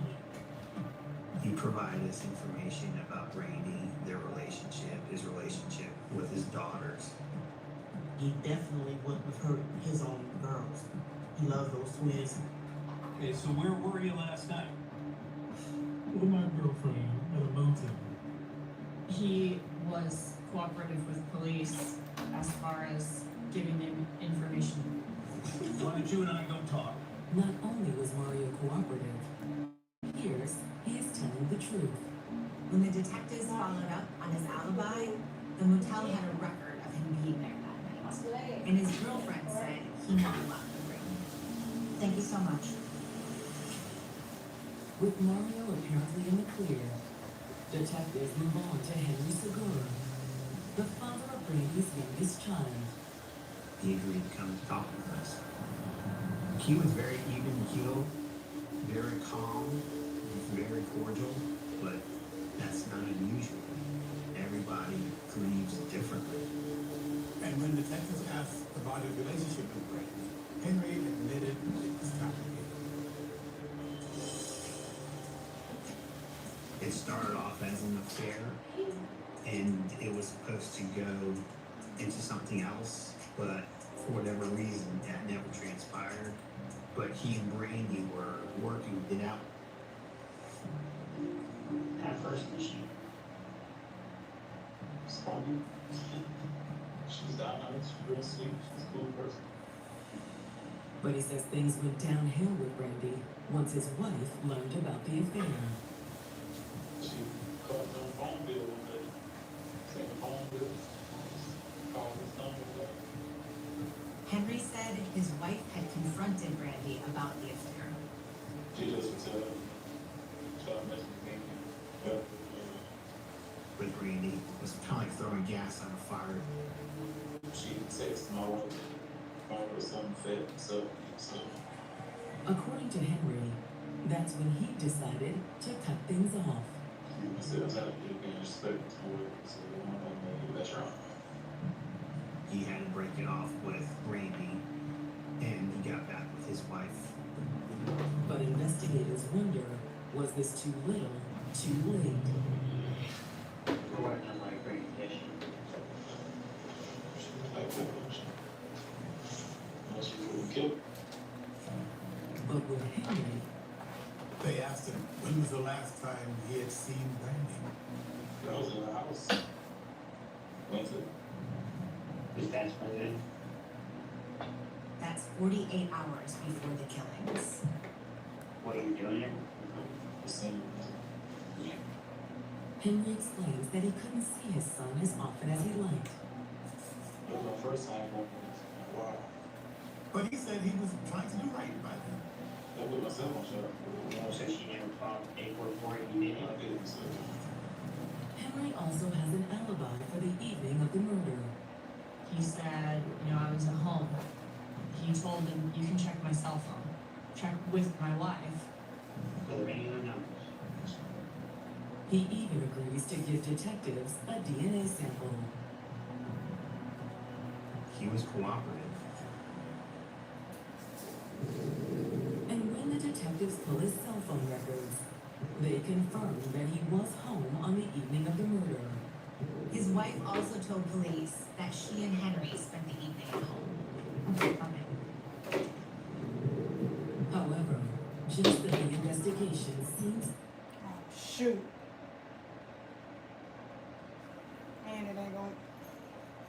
I'll be done. Gonna go to something else.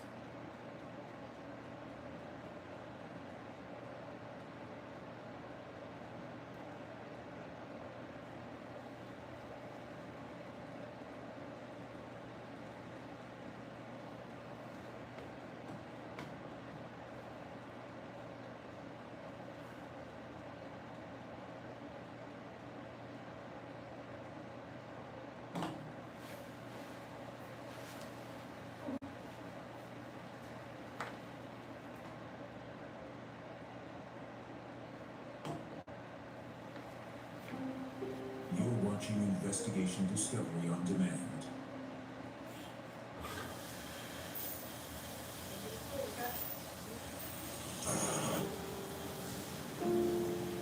When you're starting over in a new home, your neighbor can be your best friend. She said that she was so happy to meet me. No, it's nice to have another woman living next door. Or they can be your worst enemy.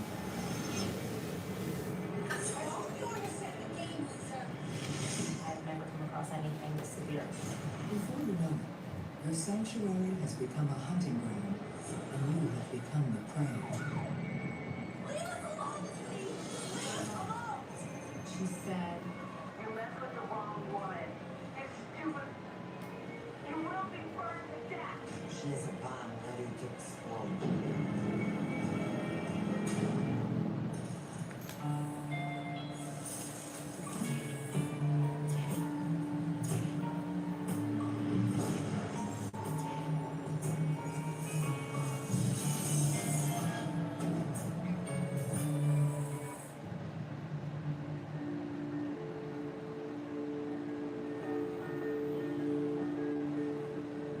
Far removed from the bright lights of Vegas are nice, quiet neighborhoods like ours.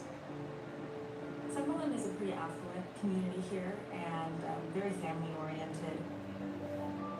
It's a safe place to live. Safe, but for many, just another stop on the road. Most of the properties are rentals. People come in, they stay 6 months and they leave. You never really make really good friends in Vegas because not many people stay that long. One new arrival is happy to call the place home sweet home. Dina and her son Jason come to Summerlin looking for a fresh beginning. After my divorce, it was the first house I ever bought on my own. And it was a closure, and it was something I could afford. I renovated the house and created a home. But really, I'm boring. Jason is the center of Dina's life. Jason and I have a single close relationship. I wanted to create a space with collecting, co-bar, In truth, Bobby and Sam rarely dress home well. They took their videos non-stop. wake up in for 30. Go for a 3-minute run in the neighborhood. Get ready for work, get my son ready for school. Drop him off at school, I go to work. Dina is a kindergarten teacher, a job she treasures. I love the energy of the class. That's good. And then,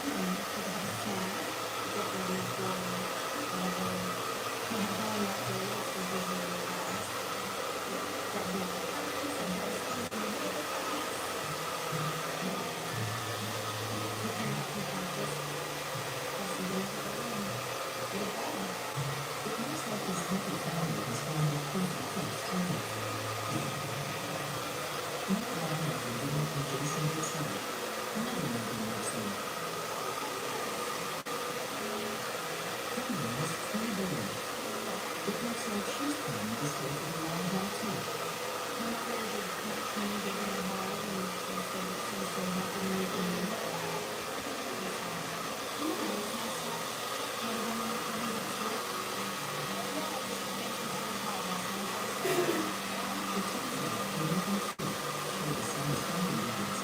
I expressed kind of a lot of her and we visit her quite often.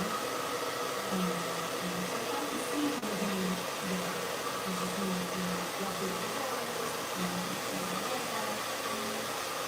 With all the smiles and pleasantries, Tweet senses something else for her new neighbor. she seemed calmer and sad. And my heart went out to her, so I thought I would be extra kind of this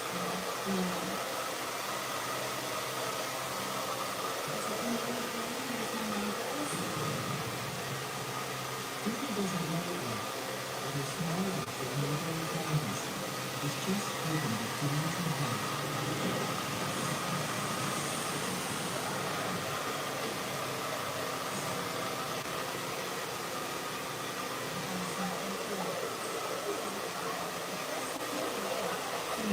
It's just another long weekend, not even Sunday. Like Tweet, I know the reason lives alone and is bad at home. Clean, she was surrounded by other, I love the flowers you're doing. We're still very happy about balance and thoughts. And that's when she asked me if I ever want and where I want to get this flowers for Ivy. Before I can put anything on so sure. And it's true. I said okay, I'll take my time. And we'll get whatever you need. She picked out about $200 for the plants. We had all loaded in the back of my car. We brought them back. I helped her carry and put them out on her front. Lindsay learns that Twee is the daughter of an American veteran who married a woman from Vietnam, and she seems to have some very generous relatives. Turns out, Twee doesn't need to work thanks to a wealthy uncle. And when he died, he left everything he had to Tweed. To us, as neighbors, we try to make Twee feel at home, and she seemed to appreciate our help.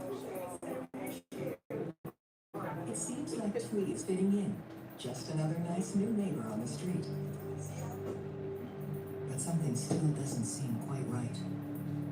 Maybe it was 3 days later, I still seen all these pots sitting on her lawn and say, when are you gonna dig those holes? Because all those plants are gonna die, you know?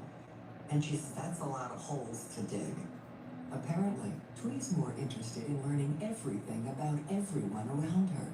She told me she would sit on that laptop and she would research what they paid for the house, what they did for a living. She would try to find out everything about everybody. This guy here is divorced.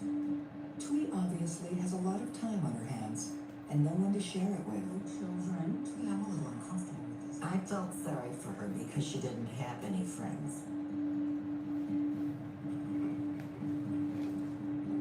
So I figured she just needs time. Everybody is different, and so she just needs some time in warming up. Despite the warm welcome, these next-door neighbors don't become friends. And often Twee just seems to disappear. I mean, there would really be months that would go by when we wouldn't see her. But she always comes back. One night, when Twee's at home, Mother Nature takes a barely existent relationship and starts a war. In southern Nevada, the wind, especially the breeze, can definitely pick up.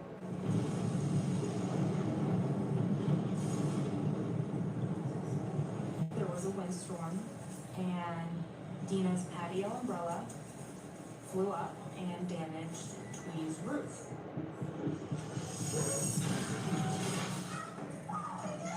In fact, the umbrella cuts right into Twee's kitchen. Nobody likes this kind of freak accident, but it's generally the kind of thing that neighbors easily resolve. Generally. That night, Twee leaves Dina several voice messages. Dina is out for the evening and doesn't hear them right away. I listened to these voicemails from Twee, and she was very upset. So I told her that I would come over the next day and let's take a look and we'll get it fixed. And I told her how sorry I was. Tomorrow morning, that's not good enough. I think she just wanted attention, and when she expected you to do something, you were to do it right now. Get over here and So she expected when she picked up that phone and called Dina to tell her to come and look at the umbrella, she expected Dina to drop everything and leave and go and do it.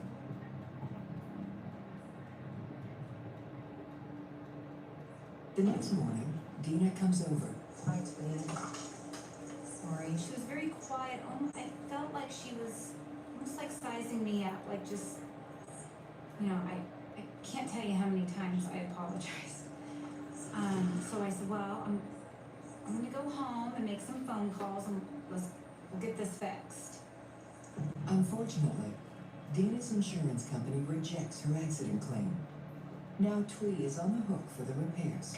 When it comes to weather, that's an act of God, so that's up to her insurance company. I relayed that message to Tweet, and she was not happy about that.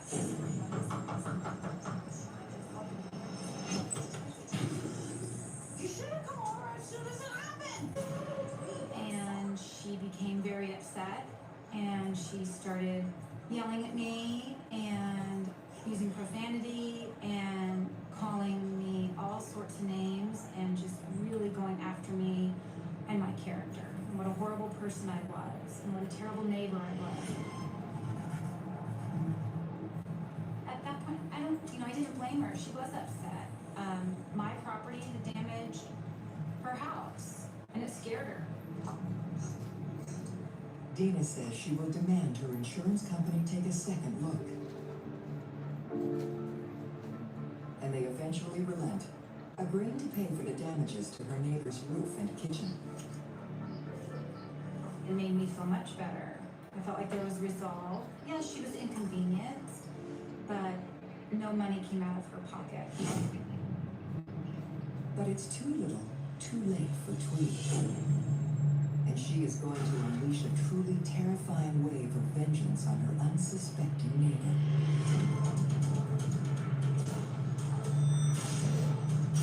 They're talking about how you do drugs, that you drive under the influence, they know the make of your car.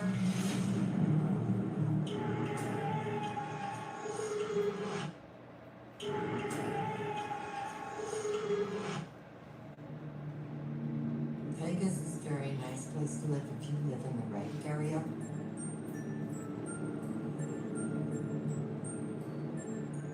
People don't stay here long, they lose their money and then they cry and go home, or they become vagrants. So you have to be careful living in Vegas. Now, a kindergarten teacher and single mom is learning just how careful you have to be. During the storm, Dina's umbrella flew into the roof of her neighbor's kitchen, and it seems Twee won't forgive her. We weren't friendly after that. She would not look at me, she would not wave to me, and so I would continue to wave or maybe smile, and then after that I thought, she chose to end the relationship. But Dina and Twee still have to keep living side by side. And the space between them is starting to feel too close for comfort.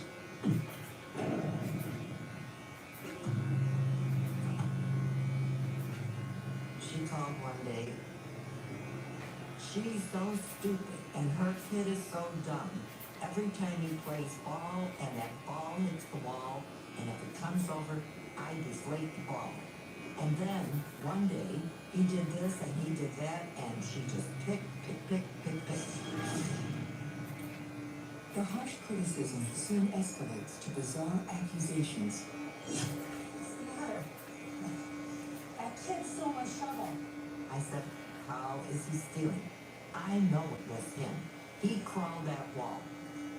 I said, did you look for that shovel? I said, the kid is not crawling an 8-foot wall, and he's not taking anything from you. What?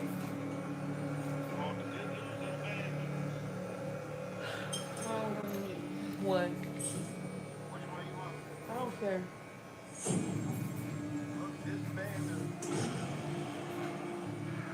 Life goes on in some of them. The two neighbors keep their distance, but not for long.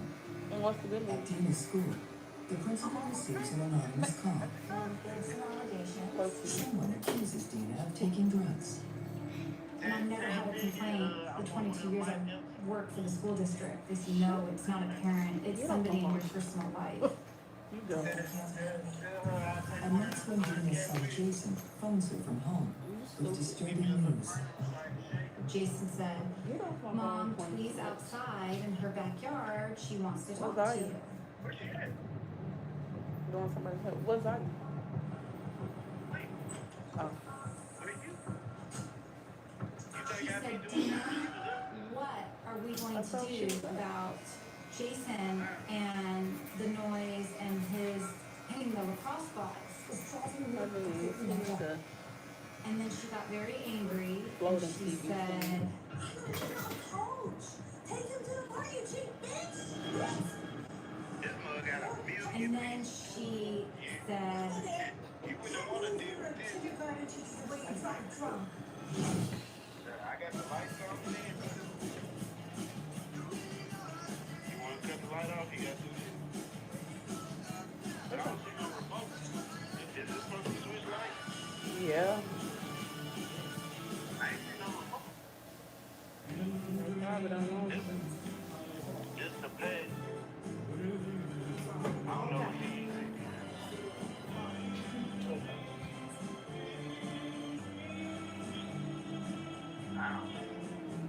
We'll figure something out. Is that what? We'll figure something out. That remote says that went to the one on the back end TV. That's what I said, we'll figure something out.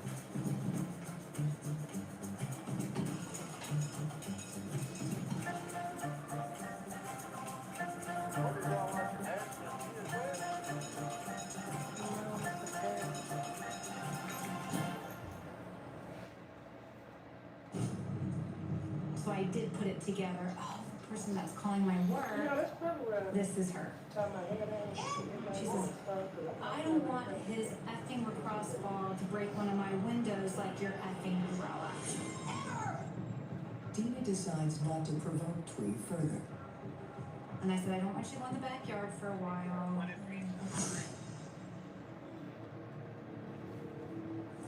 The next day starts like any other.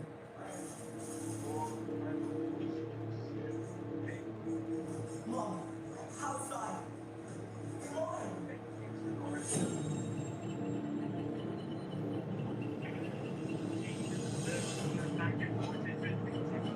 I think that's 16 pieces to put on the thing. Oh, wow.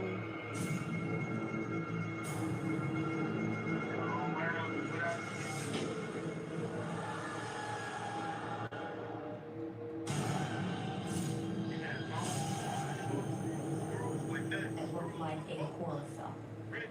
Just profanity, laced vandalism on her home, on her garage, on the front door, the front lawn. The number 13, which was Jason's lacrosse jersey number, was written all over. There was a piggy bank that said, "Whore, pay us the money you owe us." It was written on my garage with my first and last name, saying that I was a prostitute, I was a whore, I had AIDS.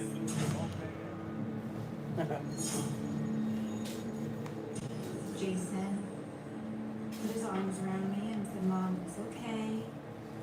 And he was so tough, strong.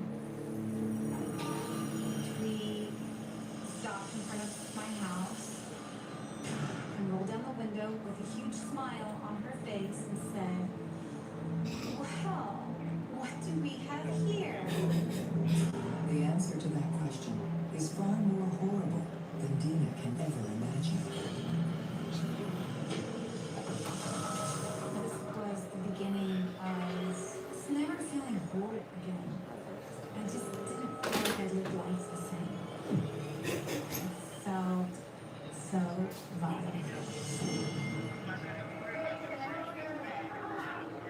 Still awake over here?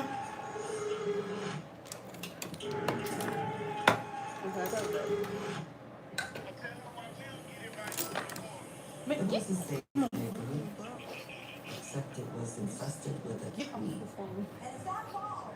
Go smashing through my window. Never really knew what she was doing. So it was an uncomfortable situation. In the small town of Sunny, I'm hanging up.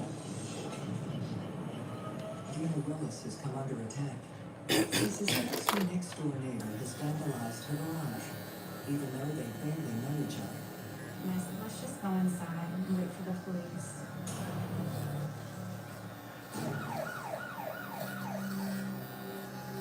So we're here to help you. Okay, so we're gonna ask you a few questions so we can get to the bottom of this, okay? When did you discover this? And they said, do you have any proof? Why don't you do a line over Do here? you have it on video? Look at the line. Did anybody see her? No. Of course I didn't see her do it. I mean, I saw her on the radio. She did have to know it was a lady. And the woman who watched it figured out what she did. And because the officers could not link physically the evidence to Twee, their hands were tied. It wasn't so much that they didn't believe Dina, but legally there was nothing that they could do. Something wrong. This is crazy.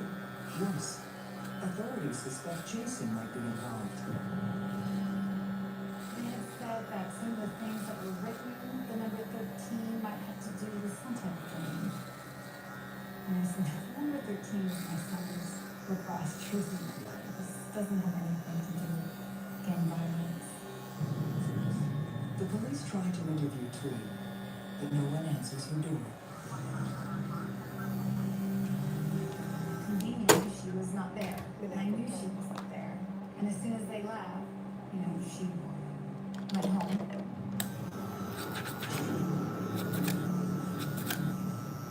When something bad happens or you have that pit in your stomach, I felt like I was living with that pit in my stomach. The attacks don't stop at Tina's home. You think I was sleeping and seeing the papers? Her workplace continues to be a target.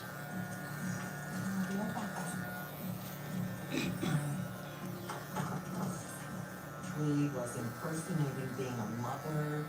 She was telling the school district she wanted to bring her son into that school, but she couldn't because she heard that one of the teachers was a whore. What? It's my neighbor. I know who it is. This is getting too much. It would rattle me. I know it distracted me from my job. I'm gonna take her. I'm gonna get the police involved, and I'm gonna take her. Dina is allowed no reprieve from the nightmare. Receiving another jolt just 24 hours after her house was defaced.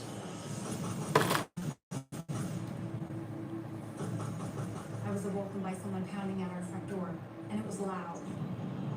And it just rattled me because I didn't know if my head was playing games with me. Maybe it was a game. Dina tells the emergency operator someone is trying to break into her house. Took the flashlight. I don't know what they want. Who's letting in? And she said, ma'am, the police are at your house. It seems somebody has already summoned law enforcement. Hi. We're responding to a 911 call. Yeah, I called you.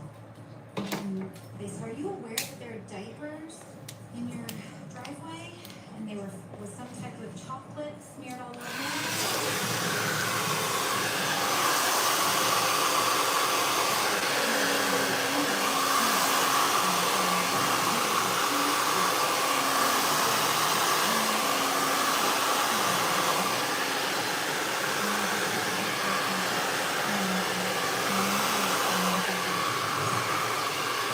But the police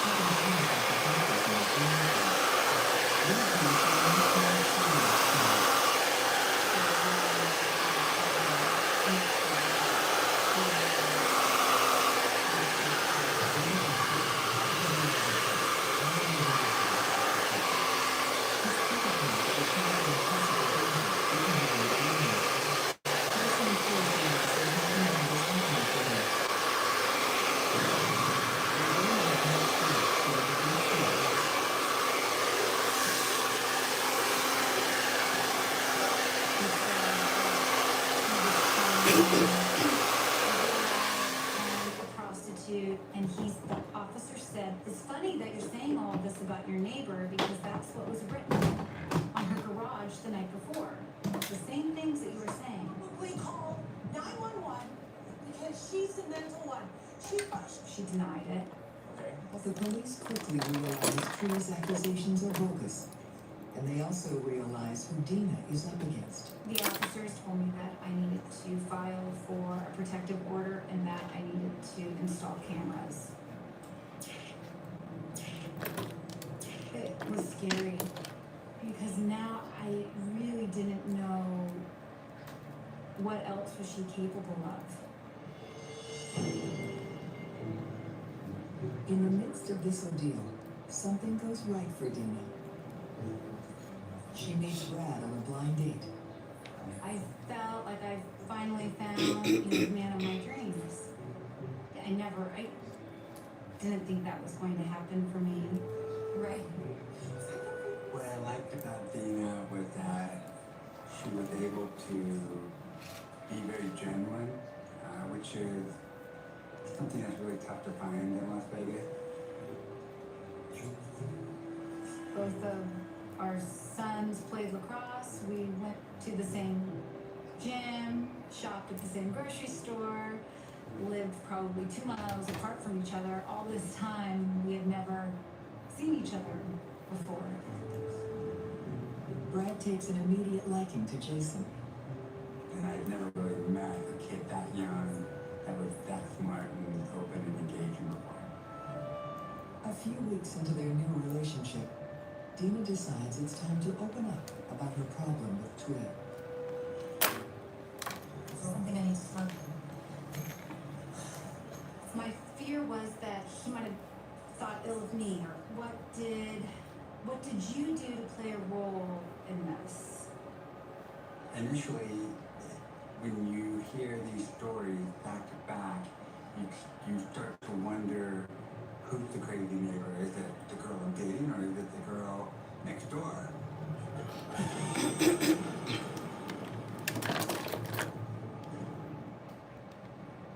When he stays over one night, Brad finally gets a taste of Twee's medicine. And you could hear what sounded like someone was walking outside the base of the window on the other side of the wall, which was extremely unnerving. Dina's protective order against Twee is in place, but she's still reluctant to call police yet again. Call 911. Call somebody. Somebody's out there. It kind of hit home that night where she is crazy enough to not only be violating a protective order, but to be standing around the other side of the wall with no fear.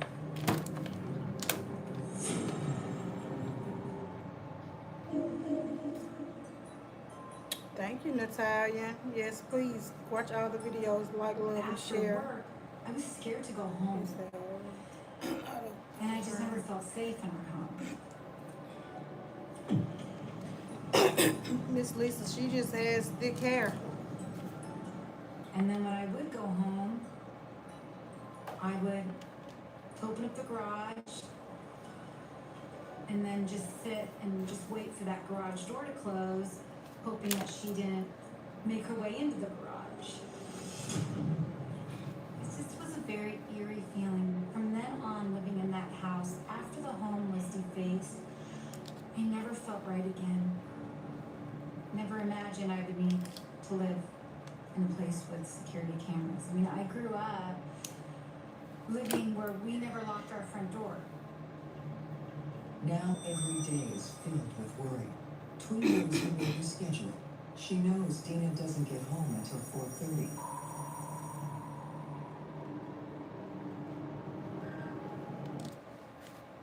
This holiday, get the ungiftable.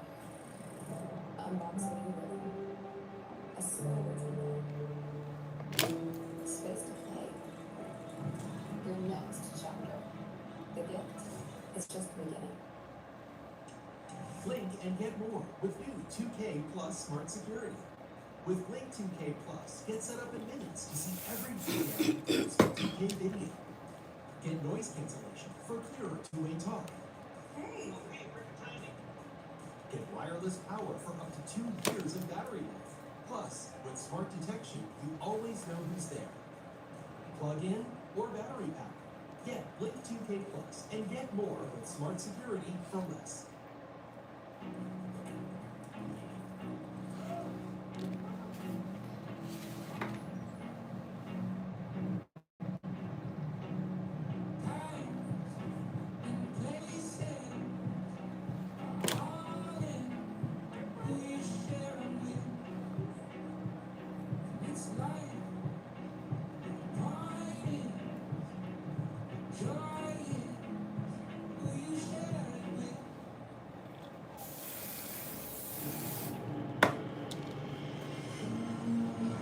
And that means, briefly, Jason is alone in the house. Jason, I know you're in there. Open up. Jason, open the door. I got a phone call when I was leaving work, and he said that Tweed was at the front door. He was like, Mama, I can see her right now. She's at the front door. Dina is 20 minutes from home, and there's still no telling how far Tweed will go to get inside.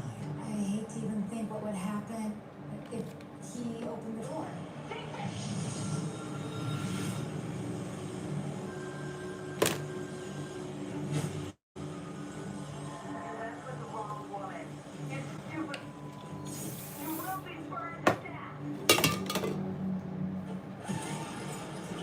For exclusive footage, go to investigationdiscovery.com.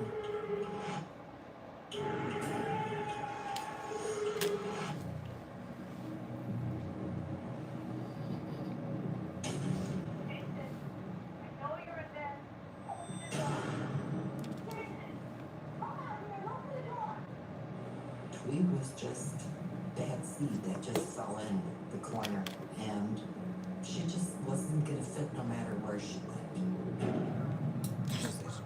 A family on our street has placed a protective order against their neighbor. Unfortunately, they failed to catch the stalker at the front door. The security cameras were not on record mode. What video y'all talking about is funny? I missed some. So the officer asked Jason what Tweed I'm was done. I don't wearing, have anybody else coming. and Yeah. Jason was able to describe I'm finished. I just what gotta she was curl. wearing. Exactly. Curl them and get them out the door. And I can get home. Tweed is arrested and charged with violating the protective order. Yes, give it up for I'm glad Tarsha. they arrested her. I'm glad they took her Work this seriously. day out by my lonesome. But the terror is not over. Not by a long shot. I'm leaving before 4. On bail, but then doesn't appear in court. I couldn't believe it. I could Oh, not Trayshawn believe and his that cousins. she would completely just ignore that. So if somebody is When I got out from work last night, I was trying to vacuum what else is she capable the of couch, doing? trying to do a little cleaning because it didn't look like nobody been cleaning. And after failing to appear at her hearing, Tarsha was acting a fool, following me all around the house. I really couldn't get nothing done. They said your hair is pretty. Just sleep. No, thank you. She was still next door. I mean, that was kind of freaky. But we don't know if she's in that He was house. following me everywhere. I said, honey, you on one, ain't you? And I was up pretty late, so at 2 o'clock in the morning, I got up and cleaned the kitchen. You said your grandson do the same thing. Probably wasn't thinking about me. Then when I get there, you want to follow me all around the house.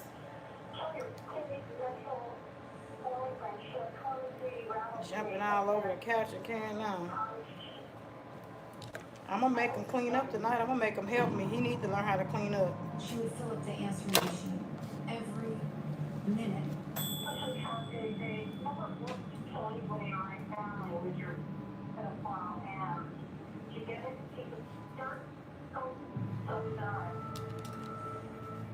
over the course of 1 week, Tweed leaves close to 200 disturbing messages.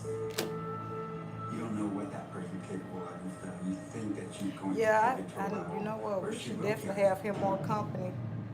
Her calls to Dina's school are also non-stop. Looking into this. She'd have a fake name, Detective So-and-so. I'm with the FBI. We are doing an investigation on one of your teachers. She'd say my first and last name. She was found with all this pornography or heroin. I couldn't concentrate at work. It was affecting my job performance. It got to be so bad, I felt like I was living in a constant state of paranoia.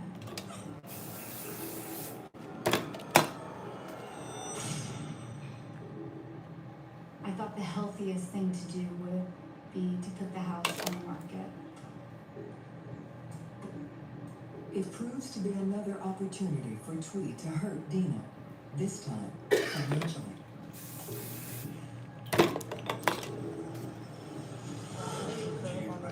Almost identical house in the market for substantially lower price. Would it look better?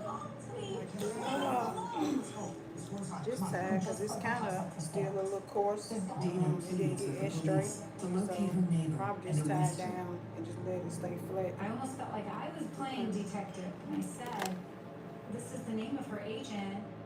Can you call her and find out where Twee is? I'm sure she knows where she is if she's selling her house. Okay. They couldn't I'm about to go run to up. the real Who estate went to agent church? because they had to get a different type of warrant. Look, I said church instead of couch. I'm thinking y'all talking about going to church. Stronger evidence for a grand jury. And that's why I try to let him have a little freedom and do some of what he want to do, because I know he's just being a kid, but honey, if I wasn't in there trying to back him at darn couch, he wouldn't have been in there jumping on it. He just want to bother me. So we can get these warrants issued.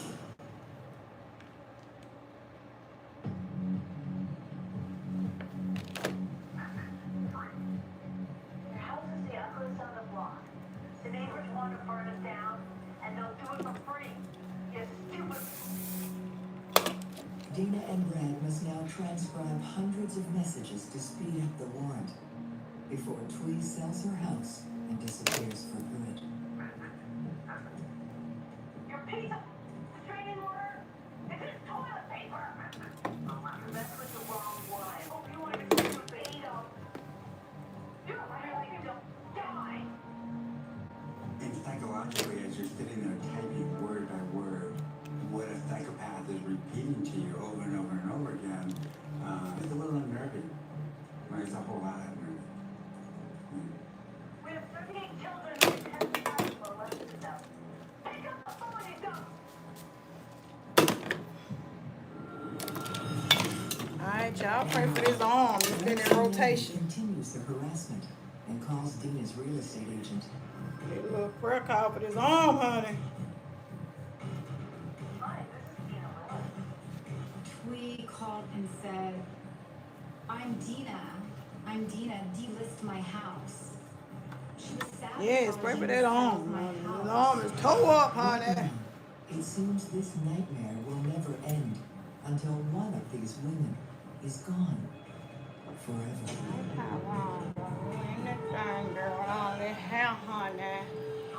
Go let them folks know wherever you go. She said, here I get off on bullying people until they kill themselves.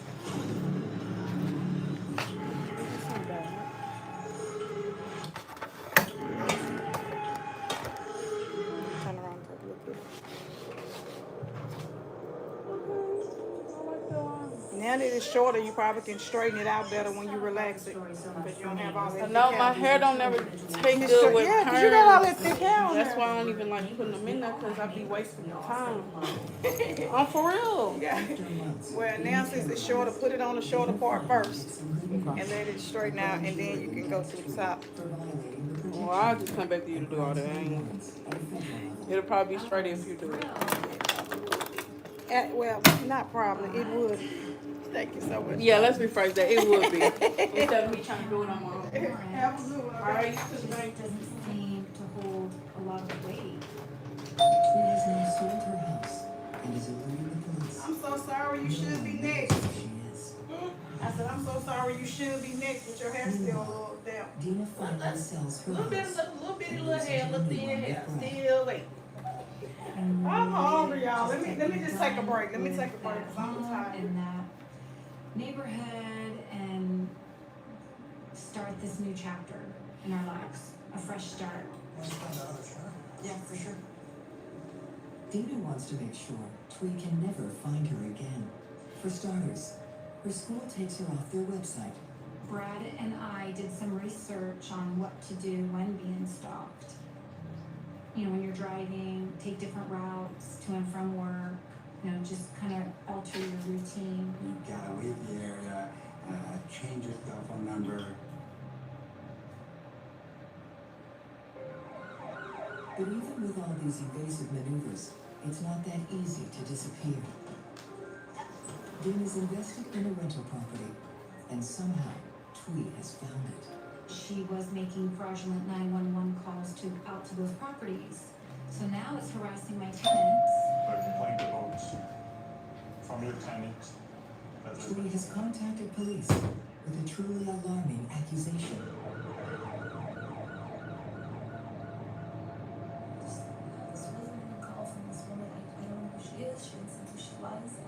They're told to search the backyard. Because, says Twee, Dina has buried babies back there.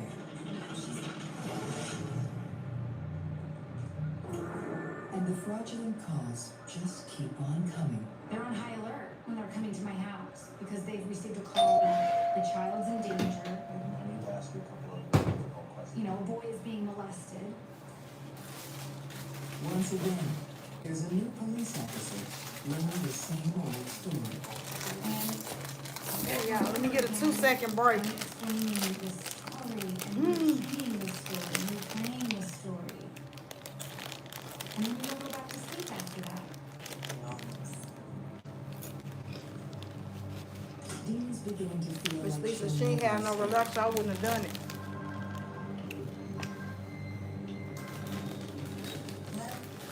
Hey, Vic.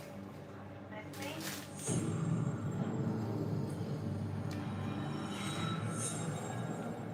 She has only one card left to play. Go public. In the years that I have been telling stories, I have never come across a story to this extent between a dispute between two individuals, two neighbors. I have never come across anything this severe. The victim was able to move, but privacy is still luxury out of reach. I don't know why they haven't arrested her. They still have the police come to our house. I'll be done. Twee Boland is still at large. Anyone with information is asked Hey, to Miss call Connie. Metro. Vic Gonzalez, News 3. Dina's story airs on local news, garners international attention, and gets results. Because of our story, individuals with a simple internet search were able to link Twee Boland to other warrants. Reports surface that Twee is terrorizing new Hello? neighbors in New Orleans. Dina hopes her own harassment will stop. No such. I never said that. I said take some fish out, but bring him to me. Bring him to me. Bring him to me. Okay, just bring him to me. We have been getting some phone calls Tell my cousin he hired. that you are threatening to blow up a federal building. I just want to get to the bottom of this. Get over it. We're still getting Yes, thank you, Miss Connie. We can never turn around and not hold her, not have our breath out. I'm hungry. I wish I had some food. On January 30th, 2015, Dina gets the news she's dreamed of for so long. Thank you, sweet tea. Is that a goat? Oh, it do say goat. Number one goat. Ooh, We're wait. like high-fiving each other. Let the folks know. So happy. So yeah, I gotta get up. Like Christmas morning. Finish up. It said you sent the goat. I know that's right, Jason girl. was thrilled. He was thrilled. He couldn't believe it. I Sent the let goat him to the listen goat. voice note that morning. No way, Mom. That's awesome. At long last, the fear and despair haunting Dina and her family has gone away. It does feel like a new beginning. I feel like that chapter is over and we'll just really start living again and healing. We'll have more time and more energy to spend on what's important. But this story isn't necessarily over yet. My fear is that she is so smart and manipulative. I would hate it if she went into a mental institution for 6 months and was released. And, she couldn't stand trial for not being competent to serve trial. Twee to me is a bomb ready to explode, and she needs help. Big help. And my biggest fear is that she's gonna get out and start all over again. Almost down to the finish line, y'all. I got 3 people to curl. Somebody said I was smacking. I'm always smacking. Tarsha killing it. I used to have killing them snacks. I thought you said I was smacking because people always have me smacking. That's how I eat my food.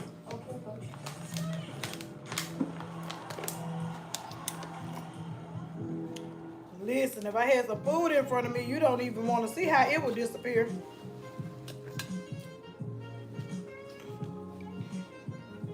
Okay, honey, how you feel? Beautiful. Oh, beautiful already. Let the folks know there. All you gotta do is comb it a little bit. Yeah. I did locks for like 7 years, and like for the last year and a half, I've done nothing. Oh, okay. But before that, I was a pixie girl. Of course, they wouldn't really call it that then. Right, it was just short hair, yeah. Because I always believed that a pixie was really short hair. But now they call everything a pixie, and I just go along with them. Yep, it's a pixie. Come on, sit down and get it. Sit down and get this pixie. You about to get it. Thank you for watching Investigation Discovery on Demand. You're watching Investigation Discovery on Demand.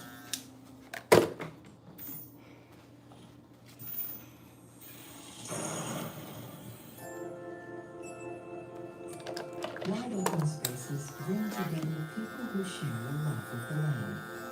There's so much beauty here, so much wildlife, you know? Kirby is a friendly community, and it's quiet. But that land has to be divided, and you don't choose your neighbors. Get off my property. He was afraid for his life. They couldn't even go outside. Their lives were miserable. Once you get on their bad side, they'll haunt you. It was just complete. Thank you, Miss Kimberly. Somebody was gonna get killed. I got floating hearts. Thank you. Oh, thank you so much. About to fold my hands together. Yeah, it's time to go. Are you hot? Are you hot? Let me take this. Yeah. Yeah. I am. Thank you. Oregon's Josephine County. Its rugged charm and stunning natural Crazy thing is why I got to look like this?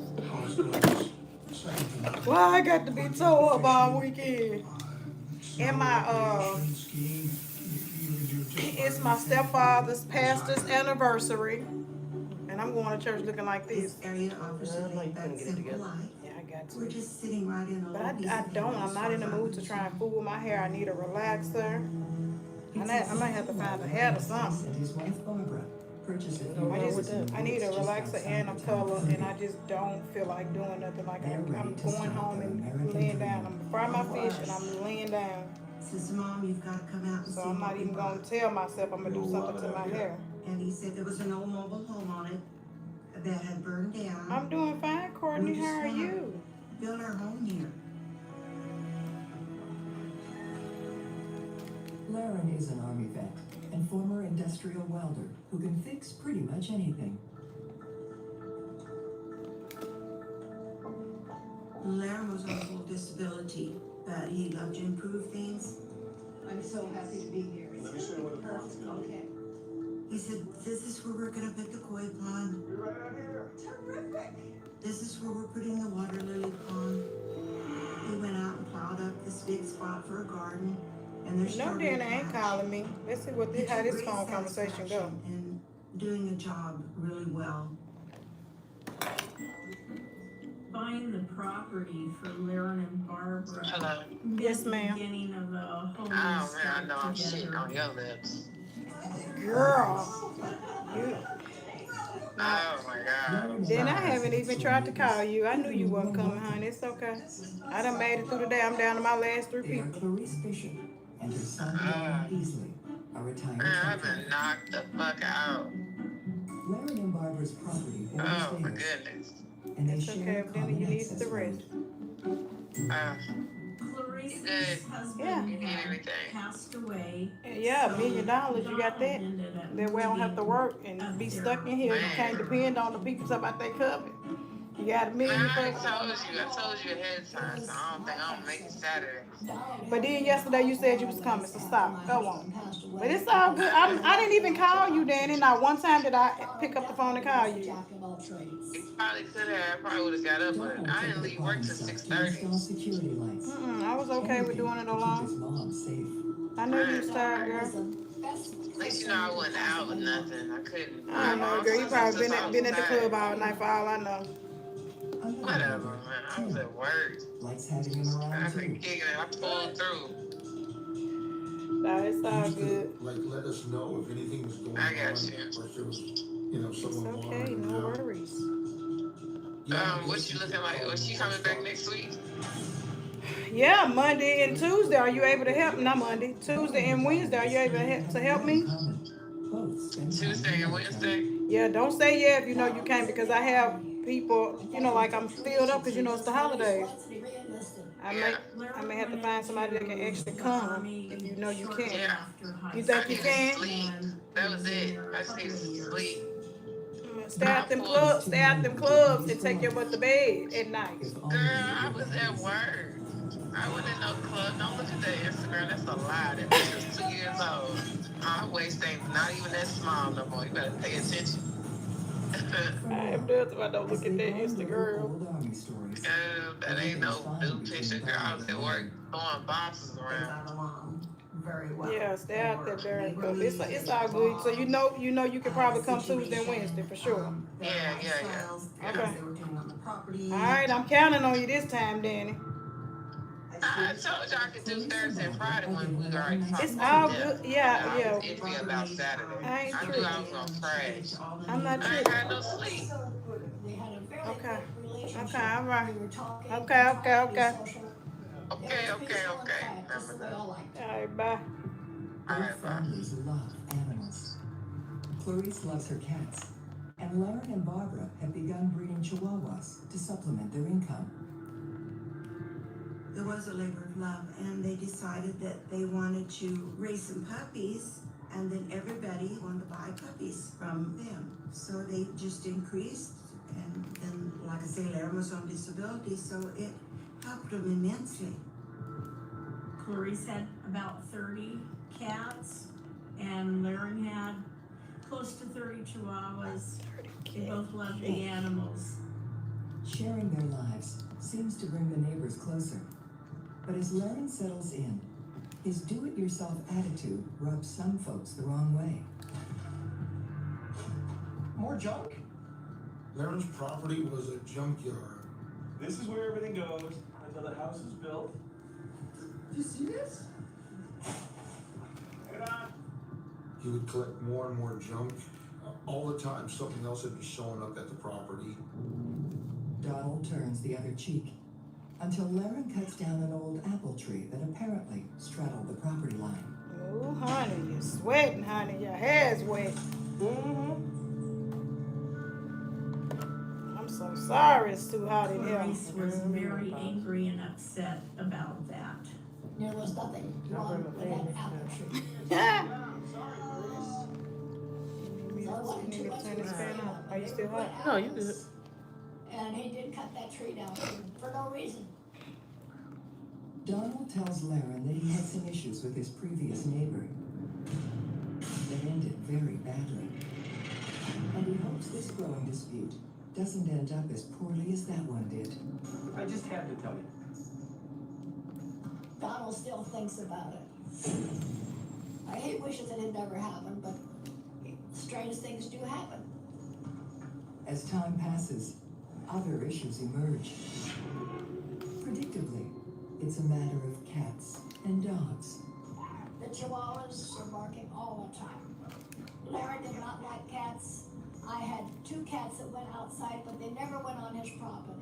As far as the animals are concerned, we do not bond. The cats were coming into the vegetable garden and using it as a bathroom. And Laren asked Donald if there was anything he could do to try to keep the cats on his property. Donald said that those were his mother's cats and they had a right to go anywhere they wanted.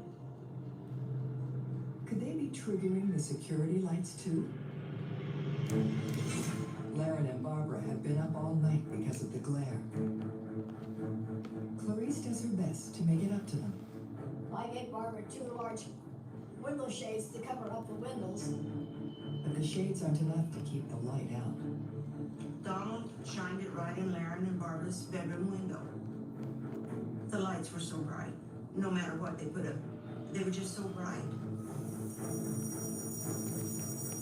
Don, look, I'm sorry to bother you, but Barbara and I were wondering if you could just change the angle of your lights, please. They're there for my mother's safety. At nights, she can see. They're staying.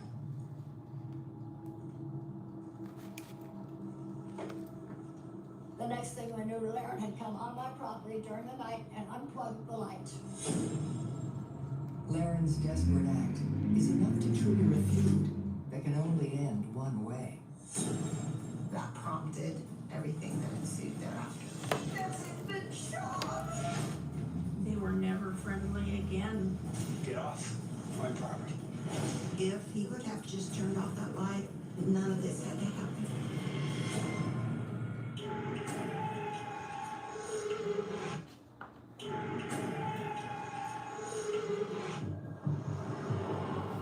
It doesn't sound like a lot to ask, but Donald easily won't alter the security lights, robbing Laren and Barbara Estes of sleep. Laren and Barbara both were just desperate for some rest at night without lights shining in their bedroom. The lights are keeping us awake, Don. Lights are staying. They're on my property. And it was just complete tension after that. Y'all know I usually don't line the neck up, and I'm lining hers up because she was sweating so bad. Lift it up. That part was rolled all up way up.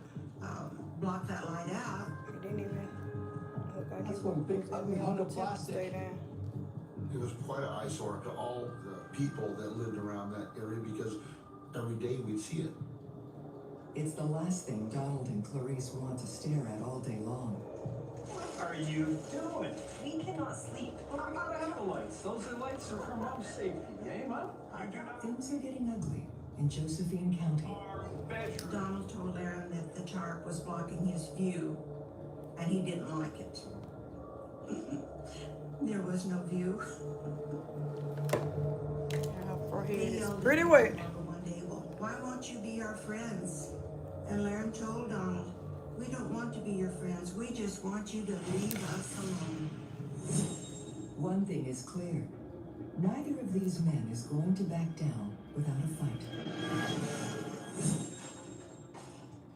Donald installs a light that shines right over Laren's privacy fence. And then employs a new weapon. Donald had a diesel truck. He would go start that thing up at 2:30 in the morning. Sometimes just revving it up, letting it idle for an hour or so. Just being hateful.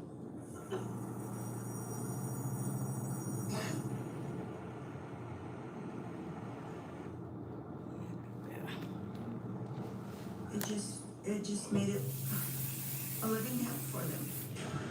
Soon afterwards, Donald and Clarice discover some of their lights have been destroyed. They suspect Laren. Laren shot. I'm obsessed. You did a great job. My God. stakes, as well as the ones that were going Yeah, down the I'm driveway good. that Donald had put up. Beautiful, and she knows Donald it. is worried for his and his mother's safety. He calls Girl, the sheriff. let me see let me get my phone real quick. And then I'll let you go. Last night. I'll go take a look over there, see what I can find.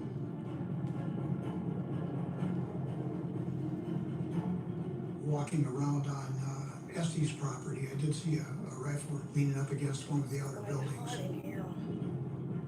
But no one was around at that point. Donald said the only place it could have came from was on Laren's property, but Donald himself said that he didn't hear it. Since Donald can't prove it, the sheriff can't press charges. So, he enacts his own sweet revenge. Donald put up about 13 security lights on his property, and they were all directed at Laren and Barbara's bedroom window all night. I love it. Again, you can't sleep when the room's lit up like that. The feud keeps getting nastier. And when Clarice discovers two of her cats, Back, honey, you're back. there's only one person to blame. Thank you. Oh my God. And you just run it on the. I don't No, you have to Venmo's there after that chime. Oh, okay. Yeah, I don't have no way to. Oh, okay. So do what now? If you need, You said chime? Yeah. Okay. Like I said, if you need to use any kind of credit card, Venmo is the one you can do it on. Okay. So you have to set up Venmo. And what? How much? In his sleeping area. And you said you paid 2 deposits. Yeah. Hold on. Let me look at my phone.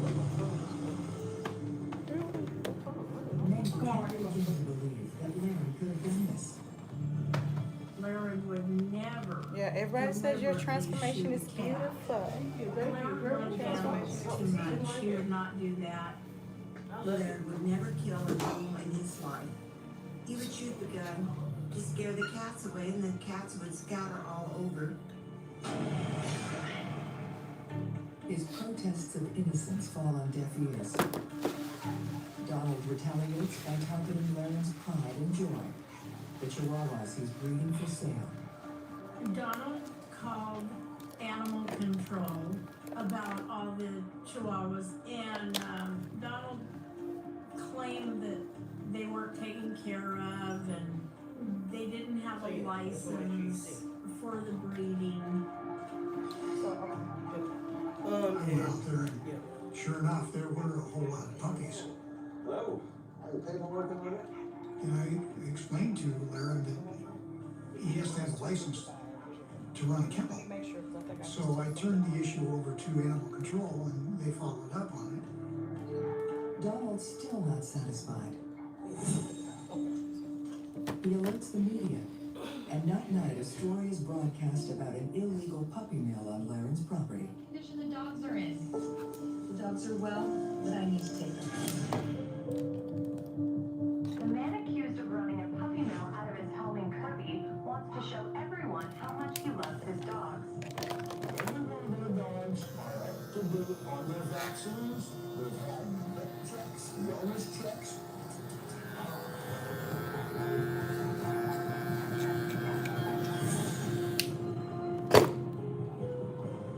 They got fined for ordinance violations, and so there was a huge financial cost for them.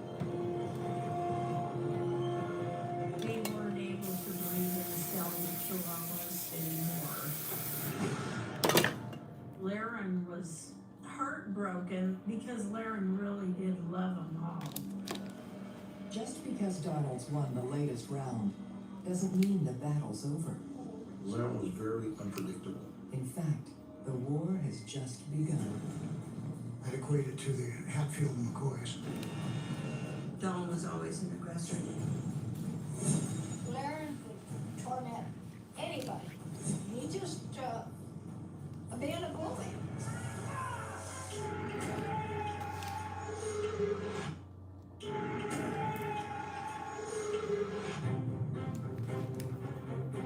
She's such a sweetheart, y'all. She said I can do her hair however I want to do it. To a place of havoc. Donald Beasley was completely obsessed with making their lives If y'all wanna make me happy, don't come in here with People questions. Let me do what I want. in a neighborhood field in Josephine County, Oregon. Look, it's about making me happy. If you want to make me happy. Donald easily making Laren Estes' life impossible? Or is it the other way around? Larry was a troublemaker. But I love it that y'all trust me when y'all like. And nobody else That could one have too, their girl. way. I know I'm gonna be fine. Donald and his mother Clarice believe Laren shot out their security lights. And my family used to always say, you can't even get what you want. You gotta get what you want to get somebody. Kinda, sorta.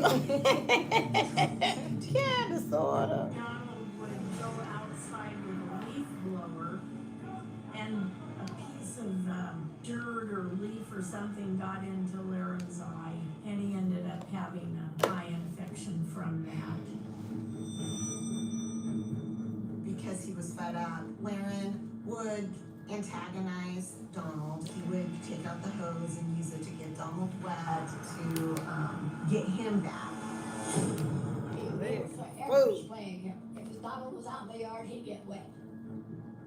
I know one time Laren accidentally squirted Clarice. I hollered at him, cut it out! And he stopped it. For Donald, spraying his mother is crossing the line. He wants Laren charged with assault. They're both in the wrong. I mean, you know, what they did was clearly to antagonize the other side. Donald told the deputy that if he would have had his gun on him, he would have shot Laren. It didn't do any good. They got nowhere. I think I told Clarice, you know, we can't come out there and babysit. You guys just have to get along. After the sheriff leaves, the war of words escalates. Donald was threatening to kill Laren and forewarning them that you're gonna be sorry, you don't wanna be my friends, just you wait. Donald was trying to smear Laren's name with everyone that he could. He called an environmental agency. He claimed that there was a well on the property that had been filled in with trash and that they were polluting the water. A government investigator inspects Laren's well and judges it a possible environmental health hazard. That well had been filled in before Laren and Barbara moved there. They had to dig all the trash out of the well and dispose of it at their expense. It means Laren has to ask his nemesis for a favor. There was a swampy part on his property and he couldn't go through it with the tractor. So he was gonna ask Donald if he could use his driveway to go in his property so he could clean up that debris. Get off my property. Donald told him no. But it's the way he tells Laren that's troubling. With a gun in his hand. Laren was frustrated and he was hoping that was just Donald blowing off steam. I said, don't ever turn your back on Donald. He will shoot you. And he said, oh mom, he's like a little Benny Hinn. He's just all talk. As Laren cleans up his well, he makes a surprising discovery. It appears someone's removed a property marker from the far reaches of his backyard. Suspecting it was Donald, he hires a surveyor. Laren had the survey done to find out exactly where the property line was so that there wouldn't be issues between them. The surveyor shares an intriguing story with Laren. You know, I've been here before. Really? A few years ago, I did the same exact survey. The work was done for the previous owner of Laren's property, Kenneth Vaughn. This is the neighbor Donald had issues with. There were issues about the property lines between Kenneth and Donald. Donald would move the property line markings, and Kenneth and Donald would basically fight over 3 or 4 feet of property. The full story is a shocking one, and everyone in these parts knows it. Kenneth was like a his son. I took Kenneth everywhere he had to go because he wasn't supposed to drive.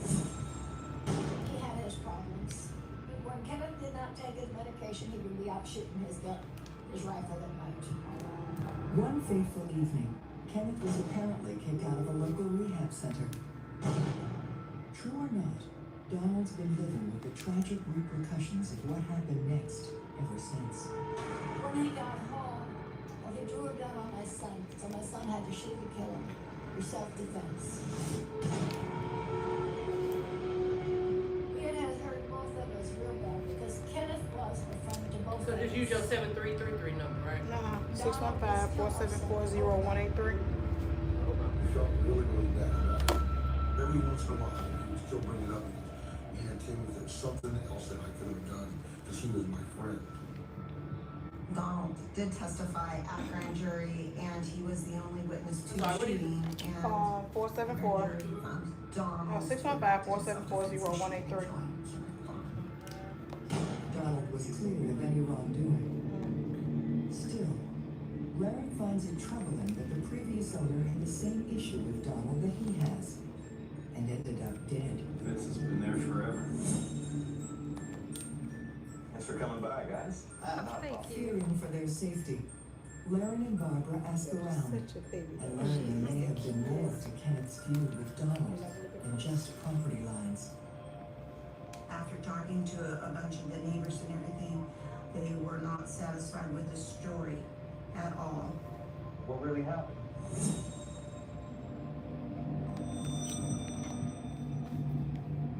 I believe that Donald was very jealous of Kenneth Vaughn and Clarice's relationship.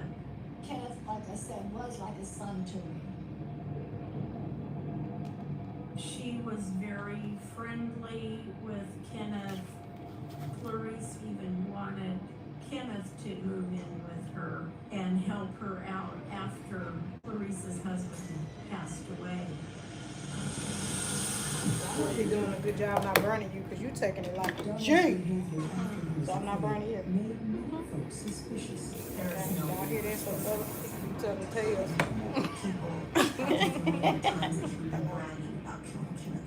He was gonna get me. I got him. What? That's where it happened. It was self-defense. The impression was he was proud of that. Okay, I think I Larry did and that. Barbara now believe what many in the area consider the real story. And he says it's self-defense, but Kenny's not that kind of guy. Kenneth owned guns of his own. There is no reason he would go over there without one of his Thank you, Lord. guns. Yes, ma'am. Thank you so much. I He was appreciate it. truly trying to Have a protect good Donald. yes, ma'am. Have a good one. Okay. I believe that Donald got him over there somehow, and he intended to shoot him. What do you want, man? Okay, call me when you're outside. I come out there and get him. Or just put him in my car because I believe that Donald then Because you just said put him in my car because you know he's not gonna want to come in. He's probably trying to act the fool. hands to try to cover himself. I'm right here in front of the car. Like you, I mean, I'm currently got a curl one last person. Larry wonders what troubles his own survey will stir Okay. up. Somebody moved the property marker 4 Okay. feet that way. I'm right here looking dead at the car, but okay. The evidence indicated He probably gonna act the fool Donald's and not let you fencing was leave. on their property line and had to be moved over a little bit. Okay, let me let you go. My back hurt. Don't touch She said what? my fence. Laren's mother warned him he should never turn his back on Donald. Don't ever turn your back on Donald easy, he will shoot you. Could she be right? 4 years after Kenneth Vaughn's death, Laren isn't just scared of losing his property. He's scared of losing his life. Donald started Brent and Raven, Adam. Larry did have a gun. He was unpredictable. And it was just Oh, I escalating. wish God made me that sweet. I wish God made me that sweet. Thank you, everything. He made me so rough.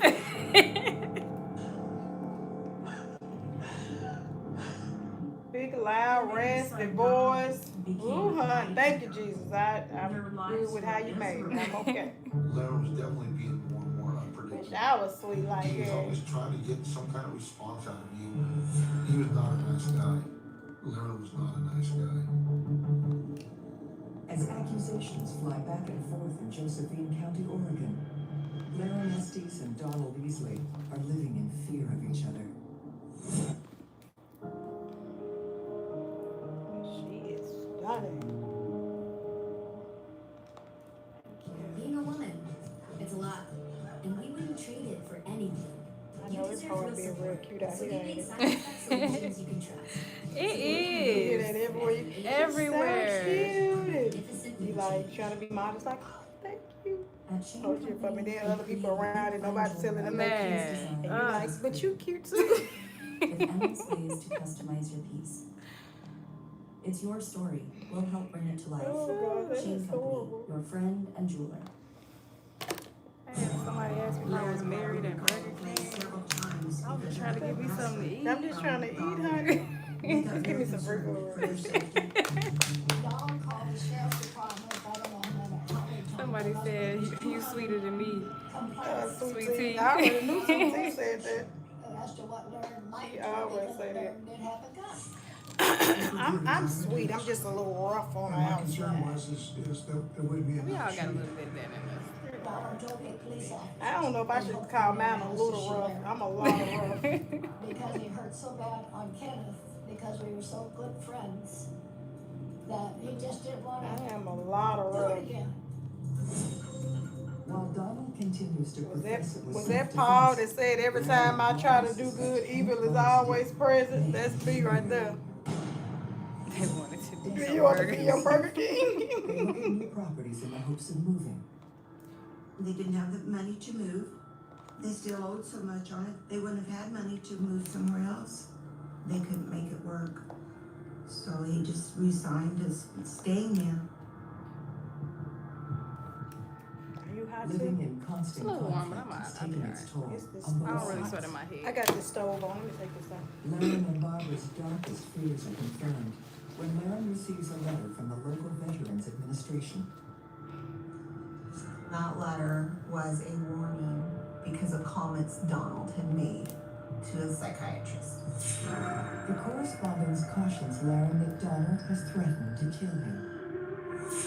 God. It advises him to contact law enforcement immediately. Lauren took the letter to the police and tried to get a restraining order against Donald. Lauren's request for a restraining order cites Donald's repeated threats to gun him down as the reason he needs to be protected.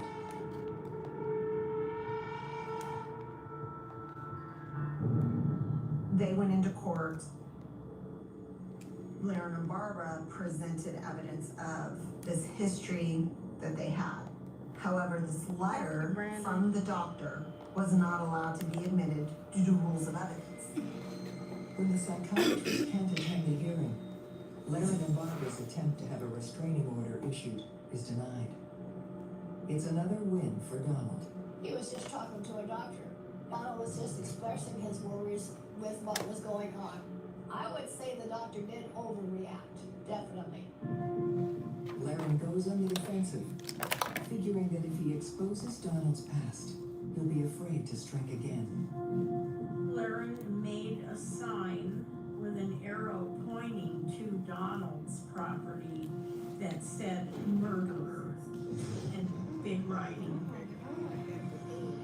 And of course that sign was in reference to the fact that he had killed Kenneth Vaughn. A decorative straw dummy now stands sentinel over Lauren's accusation, and the neighbors aren't happy. What do you think of my advertisement? Every time Donald would go in and out of his driveway, that's what he would see. That was not nice. That was not nice at all. That was actually pretty bad.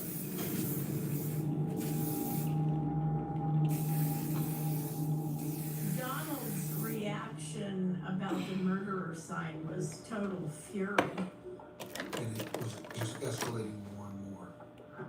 Law enforcement was in wrong because they didn't take care of the problem when they knew it was there. No one knows who will snap Quick first. picture real quick, I'll let you go. She's like the perfect hair model. I definitely believe that Donald goaded Laren. No, Laren was definitely goading Donald. Let's have to stop trying. Donald was only Now like look, you just had somebody say that, I'll be like, oh, let me find somebody and else. Laren was at least 5'9", a lot taller than him, and outweighed him by at least 50 pounds. He was a lot bigger than Donald. Being good models and saying, okay, Donald reaches you can out to advertise the your little making business. public appeals for help. And that's what people use, your little business. Daily Courier and anyone. This big business over here. Donald Yay. also sent an email to Fox News. I love how you get happy too. Like, yes, and I know I'm fine. That he didn't want this situation. I be wanting to feel like that sometimes. Walk around looking ugly. Put down. Yes, I do. I'm tired. I'm so tired of looking like this. I don't know what to do. I don't have the strength. Despite the fact Donald I'm shot his tired. last I'm neighbor wore to death, out. curiously, local police still don't take action. Violence is looming on the horizon, and both men are pushing the other towards it. There was a physical altercation between Donald and Laren. I just tell people, yeah, where you get it from? God. Clarice got a gun. She came out, shot it at the end, and that is what broke them up.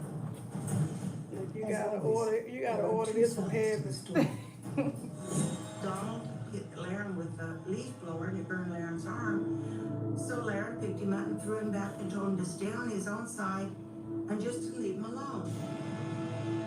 Laren attacked him, grabbed him, and beat the living tar out of him. Donald is taken to the hospital with minor injuries, and they give him the ammunition he's been waiting for. The attorney told us to get restraining orders. Such a good against sport. him Of course. because of the Balance assault. 60 big with Need that, protection baby. for me and my money. Let me get you the mirror Under real quick if law, you need it. there's certain rules that have to be met before you even qualify for a restraining order. Donald and Clarice were able to utilize the law in their favor due to their age.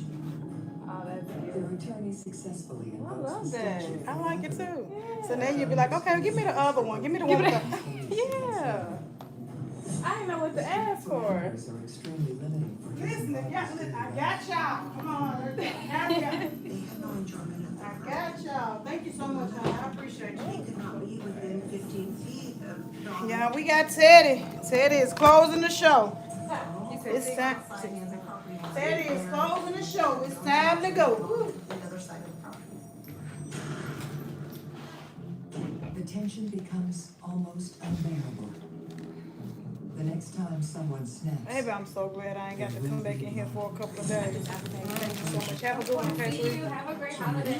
You too. Be safe. Thank you. They were a prisoner in their own home. Donald was scared for his life. I know he was.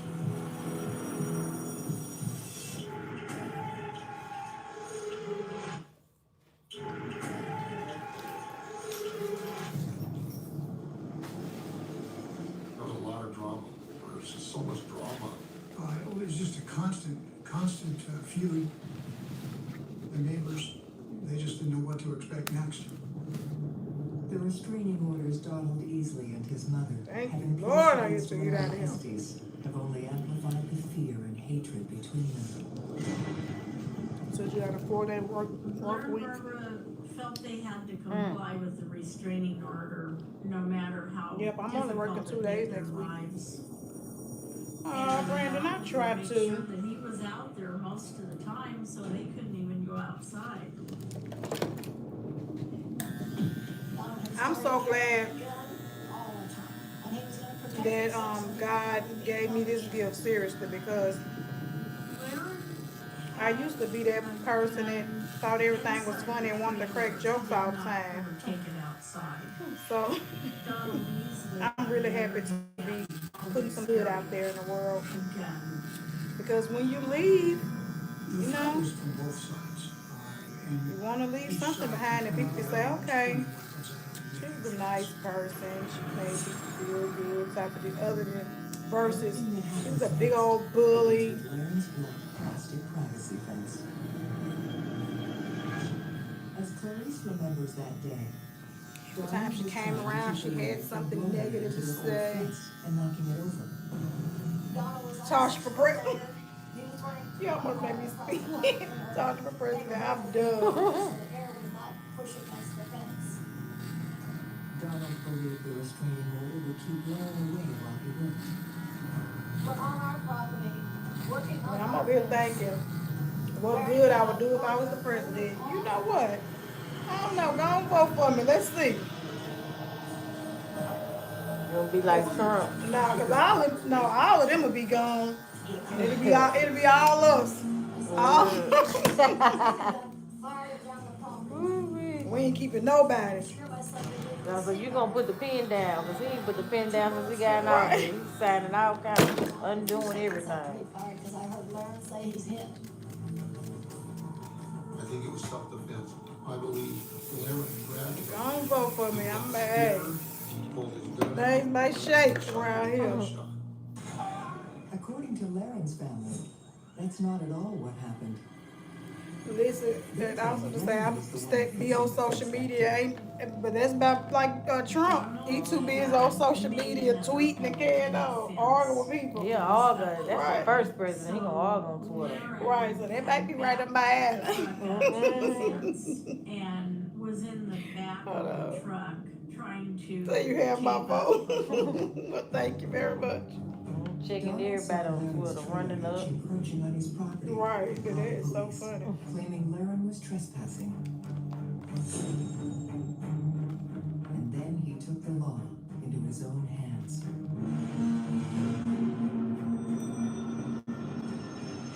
I guess he saw him coming. And Lauren turned and tried to scramble out over the side of the truck, and he started running away from the fence. Barbara saw the barrel of the gun poking through the plastic. And there were 2 shots fired, and one of them hit Lauren in the back. And Lauren was shot in the back as he was running away. Boom, honey. The 2 versions of the story have the same ending. Barbara calls 911. That's all I've been watching stuff like this all week. I'm gonna put it on. Just right on the couch. I've been watching that other one I was thinking about, the Trapping Anonymous. Trapping Anonymous. Boy, you got what them people's stories is crazy. Trapping Anonymous. It's on YouTube. It's on YouTube. Trapping Anonymous. It's a black guy. He's you was real trying to handsome. You'll know him. He like from Brooklyn, and he interviews people who done like lived through murders or committed murders. Like that's great. Okay. Let me go get my picture. Okay. To think that somebody would be so shallow to shoot him in the back when he was unarmed. At his trial, Donald pleads self-defense, confident the jury will see this as another case of him fearing for his life at the hands of an irrational neighbor. They characterize Lauren as a bully. He bullied Clarice, he bullied Donald, and Donald had no choice but to do what Donald did. But things don't go the way they did last time. The jury convicts Donald easily of murder. Donald's sentence was 25 to life. Donald told the judge when the sentence was pronounced that the jury got it all wrong, and the judge told him, the jury didn't believe you, and I don't believe you either. That was the same gun that he used to kill my father. You kill him, get away with it a second time. You don't kill 2 neighbors on the same property and claim self-defense. It just, I can't do that. That's right. I think, Trisha, what are you crying for? This will finally come to fruition, and hopefully people learn from that. You can't take the law in your own hands. You can't just kill your neighbors. Trisha. Donald destroyed 2 families that day when he pulled the trigger. Donald destroyed his mother. She lost a son going to he's 65 years old. It's like he took out work. Come here, Trisha. You got a potty? Donald Easley. I wanted him, says to life in prison, I want him to have every day to think about what he did. I've never seen such evil in a person's eyes as I've seen in his eyes. Those who love hate Larry coming up here. are left with the worst That's pain how of my all. ATL used to be. It's just Dry. and One that's time, not greedy. one time, LaShawn at the shop with me late, running back and forth. I kept saying, boy, you better stop running. He running back and forth and hit the wall. When I say he fell back, came back up with a cartoon knot. Baby, I thought it was like, you know how some just pop up. You like, it looked so crazy weird. What's wrong? What's wrong? You want me to hurry up? I will. You don't want to be here. No. Hold on, mommy coming. Look, say hi. Say hi. Yeah. Hi. I know, I'm coming. Thank you for watching Hold on. Discovery on Demand. Trayshawn, it's not that deep. Destination Discovery on Demand. You feel like it ain't that serious. It is not that serious. Honey, Cut that foolishness out. I ain't ready. Cut it out.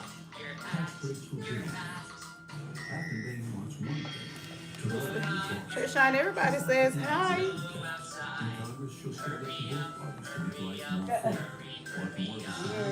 Right here we go. That's Afton Bay. Take your being responsible. Get the Freddy Fazbear Crunch Wrap only at Popeyes before he gets you. Love that chicken from Popeyes. Your jacket, hurry up, hurry up, hurry up. Whatever you need to put it on. Let's go.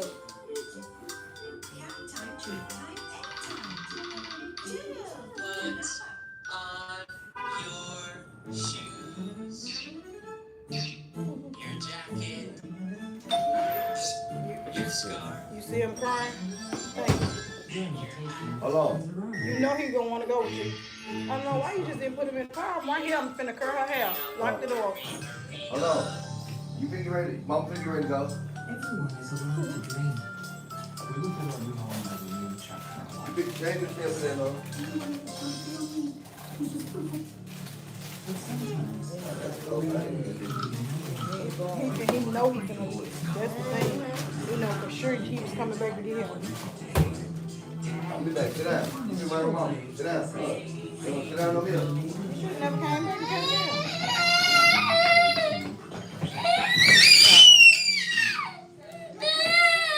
You're embarrassing me, son.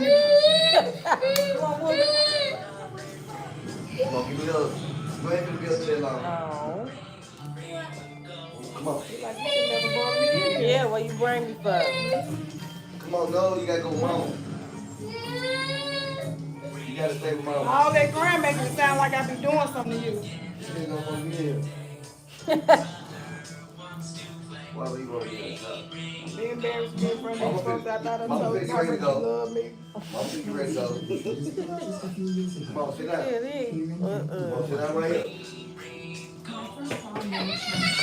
Just go ahead and leave it. It'll be okay. No, you don't have to sit down. You gotta stay. Where did I come? How did I leave the key? Come on. Say, Sean. Mama finna go. John, it's okay. It's okay. It's okay.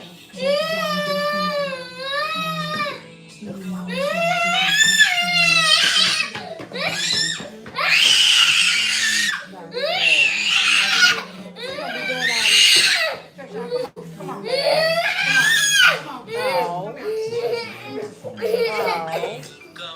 Calm down. We're leaving in a minute. You see this nice lady? She want her hair done. Say hi. Say hi. It's okay. We're going to leave. Stop.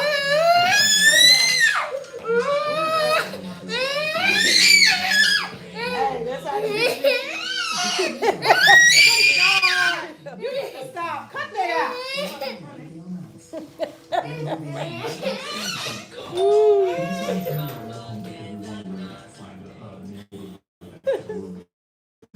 The neighborhood that we lived in, people ended up renting out their houses, and so the quality of the neighborhood went down a little bit. This new home was in a quiet neighborhood. It seemed to be in a really peaceful area. It was ideal and safe. We were really happy. It seems Eric and Abigail's happiness has been in the cards from the moment they met. Abigail was the love of my life. We met at the company that we both work at. Eric's very good looking. He's also very charming. The 13 years that we've been married has been the best years of my life. We looked at our new home as a new chapter in our life. We wanted to raise a family, and we thought that having a new home would be a perfect time. It was big enough to start a family in. Well, I gotta carry that stuff. Hey, how you guys doing? John Kendall came over right when they moved in. Was sort of the self-appointed welcome wagon type guy. He really still screaming. In the car, he don't care. He don't feel Right. real. And he don't really have breakdowns like that, like having meltdowns. He don't really be doing it. He must was doing something he liked doing before He y'all. don't Just hate him. Yeah. So-and-so lives there, so-and-so My lives son was like that. there. He soon if you pull on the street of the shop, I'm calling my granddaddy. That's the first thing he said. Call my granddaddy. He seemed a little forward, but overall, Ain't no my fun. first impression was that he And was a then a friendly lot of person. times he used to I didn't think go I around had and any pick up issues all my with stuff, him. like line everything up. I would have to take it from him. I used to trick my son and be like, I'm just going here to get something. He'd be like, Mama, you said we weren't gonna stay. I've been on my second head. He'll realize you tricked me. And we leave it in a bit. So glad to be in our new house. Okay.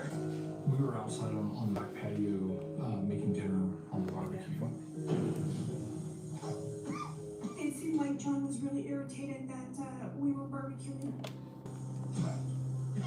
John complained about the smoke from the barbecue. He didn't complain directly. He just made a statement like, "You're not smoking us out or anything, but it's okay." Barbecuing is a really normal thing to do in the summertime, so I found it really odd that that would irritate him. Hey, Eric, can you control that smoke? I told John it's a barbecue. I can't help it. It's how barbecue is.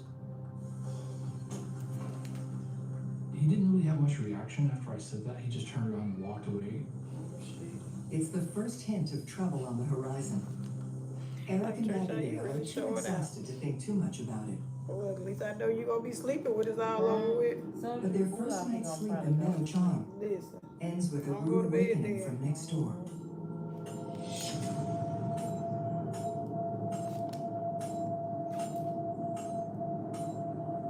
We started hearing the hammering. The noise was really loud and disruptive.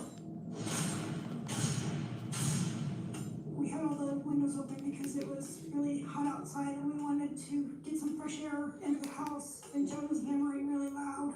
After a while of hearing the noise, I went outside to talk to John, Hey, John. Hey, Eric, how you doing? and he told me that he was building a shed for his business. He ran a vacuum cleaner repair business, and he was moving it. He said that the equipment that he used inside the garage produced so much dust that it would literally cover him and cover everything inside the garage, and he didn't like that. So I'm okay. It's just You allowed to do that? The neighborhood rules stated that we were not allowed to have a commercial business on our property. One of the reasons why we purchased the place was the fact that the neighborhood had rules in which everybody was obligated to comply with. me over everything in the The couple worries the dust and racket from John's business will be unbearable once he moves it into the shed. The vacuum cleaner thing was really annoying, because he would spend hours grinding and polishing and doing whatever he needed to do to rehabilitate All right, these y'all. vacuum cleaners. My first thought was that dust is now going to be coming in. Once again, we made it happen. I brought up the rules of the neighborhood that if there was any additions to the house, that plans had to be submitted and then a vote amongst the homeowners would take place. What about the neighborhood rules? When John moved in, there were no rules. At least that's what he claims. Neighborhood, it was a slow development. They were only building a few houses a year. So it wasn't enforced for the early years. There wasn't enough homes built yet. And he just became agitated and said that there's no homeowners association and All right, there are y'all. no rules. And he just kind of got See in y'all. trouble. I'm gonna see y'all later. And Y'all have a good weekend. I really don't think John was worried about it. John had the attitude of, this is my home, I'll do what I want. he started hammering even harder, like he was trying to make as much noise as possible. It was ridiculously loud. Eric and Abigail study the regulations that are supposed to manage the behavior of Meadow Charm residents. When the developer starts building. All right, let me go get my child now. Let me go get my child. Thank you so much. See y'all next week. Before you been there, honey, figure out how to pull up. Well, right.